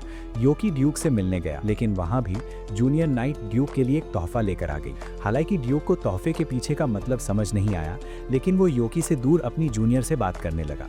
उसने ड्यूक को डिब्बा देते हुए कहा कि वो हमेशा से इस बात की तारीफ करती है कि वो कितनी मेहनत करता है और उसकी कितनी मदद करता है। ड्यूक ने उसे विचारशील होने के लिए धन्यवाद दिया और तोहफा स्वीकार कर लिया, जिससे लड़की के चेहरे पर मुस्कान आ गई। अपने सबसे नासमझ दोस्त की भी किस्मत चमकते देख योकी और भी ज्यादा जल भुन गया और वहां से चला गया। इसके बाद उसने देखा कि रेवन और हैप्पीनेस एक कमरे में बैठे हैं और हैप्पीनेस खुशी खुशी रेवन को अपनी बनाई हुई चॉकलेट देने में हिचकिचा रही है। हालांकि रेवन इस अजीब स्थिति में योकी को देखकर खुश हुआ, लेकिन योकी ने खुद को वहां से मोड़ लिया और निराशा में चला गया। इसके बाद योकी शहर में टहलने लगा, जहां युगा को अपनी चॉकलेट देने के लिए तैयार लड़कियों की एक बड़ी लाइन उसके पूरे अस्तित्व का मजाक उड़ाती हुई लग रही थी। गुस्से से उबलते दिल के साथ योकी आगे बढ़ता रहा और मकाना से मिला। उसे लगा कि क्या वो भी युगा से मिलने आई है, लेकिन मकाना उसे अपना तोहफा देने को लेकर आत्मविश्वास से भरी नहीं लग रही थी। किसी तरह युगा उस बड़ी भीड़ से बचकर मकाना से मिलने आया और उससे अपना तोहफा मांगा। हैरान मकाना खुश हुई, लेकिन उसे चॉकलेट देने में हिचकिचाहट महसूस हो रही थी। उसने बताया कि उसकी खाना पकाने की कला सबसे अच्छी नहीं है, लेकिन युगा उसकी चॉकलेट स्वीकार करना चाहता था, चाहे वो कितनी भी खराब क्यों ना हो। अंत में मकाना ने अपना डिब्बा खोला और एक चॉकलेट बॉल निकाली जो दिखने में बहुत ही खराब लग रही थी। योकी को हैरानी हुई कि युगा चॉकलेट की उस भयानक शक्ल से अजीब महसूस नहीं कर रहा था। उसने मकाना से इसे स्वीकार किया और अपने मुंह में डाल लिया, ये कहते हुए कि मकाना के तोहफे के बिना वैलेंटाइन डे कभी भी अच्छा नहीं लगता। जबकि योकी इस बात से हैरान था, लड़कियों की बड़ी भीड़ ने अंततः योगा को देख लिया और उसके पास जाने के लिए योकी को धक्का देकर दूर कर दिया। अंत में योकी एक हारे हुए इंसान की तरह सीलिया की हवेली की ओर मुड़ गया। वहां सीलिया और सीक दोनों ने बाहर आकर उसका स्वागत किया। सीलिया ने योकी को बताया कि सेसिलिया शहर में काम कर रही है, इसलिए उसने अंततः सारी उम्मीद खो दी और घुटनों के बल गिर पड़ा। हालांकि सीलिया ने उसे अपनी तरफ से दया के तौर पर चॉकलेट की पेशकश की, लेकिन योकी के अभिमान ने उसे स्वीकार करने से रोक लिया। अंत में जब सीलिया को लगा कि क्या उसका तोहफा उसके लिए काफ़ी अच्छा नहीं है, तो योकी ने अपना घमंड निडल लिया और एक अच्छे लड़के की तरह इसे स्वीकार कर लिया। अचानक ड्यूक योकी को ये बताने के लिए वहां आ गया कि एनवी अपनी जेल से भाग गया है। शहर के अनाथालय में सेसिलिया हर बच्चे को चॉकलेट बांट रही थी जब उसने पास ही एक विशाल राक्षस देखा।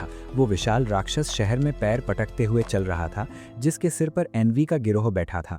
राक्षस की ऊंचाई का फायदा उठाते हुए एनवी ने शहर वालों के सामने ऐलान किया कि वो वहां रहने वाले सभी दुखी सिंगल लोगों की तरफ से बदला लेने के लिए ऐसा कर रहा है। जल्द ही उसने अपने पत्थर के गोलम को आदेश दिया कि सभी खुशहाल वैलेंटाइन कैंडीज छीन ले। राक्षस ने अपने हाथ उठाए और एक मजबूत ताकत पैदा की, जिसने लोगों के हाथों और गाड़ियों से सभी चॉकलेट के डिब्बों को खींच लिया। जैसे ही हर कोई डर से देखने लगा, एनवी गैंग खुशी खुशी उनकी खुशियां चुराता रहा। योगा आगे आया और पूछा कि वो एक खुशहाल छुट्टी को क्यों बर्बाद कर रहे हैं। इसलिए एनवी ने उसे याद दिलाया कि उसके जैसे सुंदर लड़के को कोई अंदाजा नहीं है कि उसके जैसे बदसूरत सिंगल लोग कितना पीड़ित हैं। फिर एनवी ने युगा को कुचलने के लिए अपने गोलम का इस्तेमाल किया, जो किसी तरह कुचले जाने से बच गया। जल्द ही योकी वहां पहुंच गया और दूसरे हीरोज को नागरिकों को सुरक्षित स्थान पर ले जाने के लिए कहा, जबकि वो गोलम को संभालता। जैसे ही एनवी शहर में अपना कहर बरपाता रहा, योकी ने उसे छत से पुकारा। उसने एनवी गिरोह को उनके इस फालतू हंगामे को रोकने के लिए कहा और बोला कि आम लोगों पर अपनी भड़ास निकालना बेकार है। जेलसी ने कहा कि योकी एक घटिया सिंगल आदमी है जिसे कोई चॉकलेट नहीं मिली, लेकिन योकी ने बेशर्मी से दावा किया कि उसे मिली है। जब उन्होंने पूछा कि किससे मिली है, तो योकी ने मान लिया कि ये बस उसके दोस्त की मां की तरफ से तरस खाकर दिया गया तोहफा है। एनवी को आश्चर्य हुआ कि योकी एक दया वाले तोहफे से कैसे खुश हो सकता है, लेकिन उसने उससे कहा कि चाहे कुछ भी हो, कोई भी तोहफा उसके लिए काफी है, जब तक कि वो सच्चे प्रेम से बना हो। फिर एनवी ने बातचीत बंद कर दी और अपने गोलम के साथ हमला कर दिया। योकी ने हमले से खुद को बचाया और गोलम की बाह पर चढ़ गया और जेलसी और हार्ट बर्न दोनों को हरा दिया। फिर एनवी ने अपनी जादुई किताब से उस पर गोलियां बरसानी शुरू कर दी। योकी आग के गोलों से बचने का संघर्ष कर रहा था और जवाबी हमला करने की कोशिश कर रहा था, लेकिन एनवी एक पीछा करने वाले जादू के साथ उस पर दबाव डालता रहा। अंततः योकी एक हमला करने में कामयाब हुआ, लेकिन एनवी ने उसे चकमा दे दिया। उसने योकी को याद दिलाया कि वो हमेशा उसी की तरह दुखी रहेगा, लेकिन योकी ने ऐलान किया कि वो तब तक हार नहीं मानेगा जब तक कि उसे अपने क्रश से कोई तोहफा नहीं मिल जाता। ये सुनकर सेसिलिया ने उस गिफ्ट बॉक्स को देखा जो वो उसके लिए लाई थी। इस बीच एनवी इस बात पर भड़क गया कि योगा का कोई क्रश भी है और उस पर एक फायर ब्लास्ट किया, जबकि योकी ने जादुई हमले को रोक दिया। एनवी उस पर चिल्लाया कि वो केवल तभी खुश होगा जब उसे अपने क्रश से तोहफा मिलेगा, लेकिन तब नहीं जब वो किसी ऐसे व्यक्ति से मिलेगा जिसकी उसे परवाह नहीं है। योकी ने उससे बताया कि वो किसी से भी तोहफा स्वीकार कर लेगा, लेकिन एनवी ने ये मानने से इनकार कर दिया और उसे पीछे फेंक दिया। फिर उसने शहर में बचे हुए सभी वैलेंटाइन गिफ्ट्स को चूसने के लिए अपने गोलम का इस्तेमाल किया, जिसमें सेसिलिया द्वारा योकी के लिए बनाया गया डिब्बा भी शामिल था। ये देखकर योकी शौक से गिर पड़ा। रेवन गोलम को रोकने के लिए दौड़ा, लेकिन मकाना ने उसे याद दिलाया कि ऐसा करने से वो अंदर मौजूद सभी के कीमती तोहफों को नुकसान पहुंचा सकता है। पास ही योकी एक नए गुस्से के साथ उठा। उसके गुस्से के सामने आसमान से बिजली गिरी, जिसे योकी ने एनवी की जादुई किताब की ओर मोड़ दिया। शक्तिशाली बिजली ने गोलम की सारी चॉकलेट पिघला दी, जिससे अंदर फंसे सभी के तोहफे आज़ाद हो गए। गोलम के गायब होने के बाद युगा ने एनवी को आसमान से पकड़ लिया। करीब से देखने पर उसे एहसास हुआ कि वो वास्तव में एक लड़की है। एनवी ने दृढ़ता से बताया कि लड़कियां भी वैलेंटाइन डे से नफरत कर सकती हैं, अपने बचपन को याद करते हुए जब एक लड़के ने ठंडे दिमाग से उसकी चॉकलेट लेने से मना कर दिया था क्योंकि वो लड़कों जैसी दिखती थी। एनवी ने युगा को बताया कि उसकी टॉम बॉय जैसी गिफ्ट ज्यादातर लोगों को पसंद नहीं आएगी, लेकिन युगा ने सिर हिलाते हुए कहा कि जब तक कोई गिफ्ट प्यार से बनाया गया है, ज्यादातर लोग उसे स्वीकार कर लेंगे। खुद हीरो के मुंह से ये दिल छू लेने वाली बात सुनकर एनवी को प्यार हो गया और उसे फिर से रोमांस पर भरोसा हो गया। योकी को इस बात पर गुस्सा आया कि युगा ने असल में उसकी लाइंस चुरा ली और बच निकला, लेकिन जल्द ही सेसिलिया उसके पास आई। उसने गाड़ी में जाने से पहले उसे एक गिफ्ट बॉक्स दिया, जिसे योकी ने खुशी खुशी स्वीकार कर लिया। सेसिलिया के जाने के बाद योकी ने डिब्बा खोला और उसमें से कुछ कुकीज खाईं। ड्यूक ने ध्यान दिया कि सेसिलिया ने बाकी सभी को कुकीज दी हैं, इसलिए योकी उदास हो गया कि उसे कुछ खास नहीं मिला। हालांकि उसने ये भी देखा कि उसे केक भी मिला है, तो हैप्पीनेस ने बताया कि उसे एक ऐसा खास तोहफा मिला है जो किसी और को नहीं मिला। अपने क्रश का ध्यान अपनी तरफ पाकर योकी खुशी से चिल्ला उठा।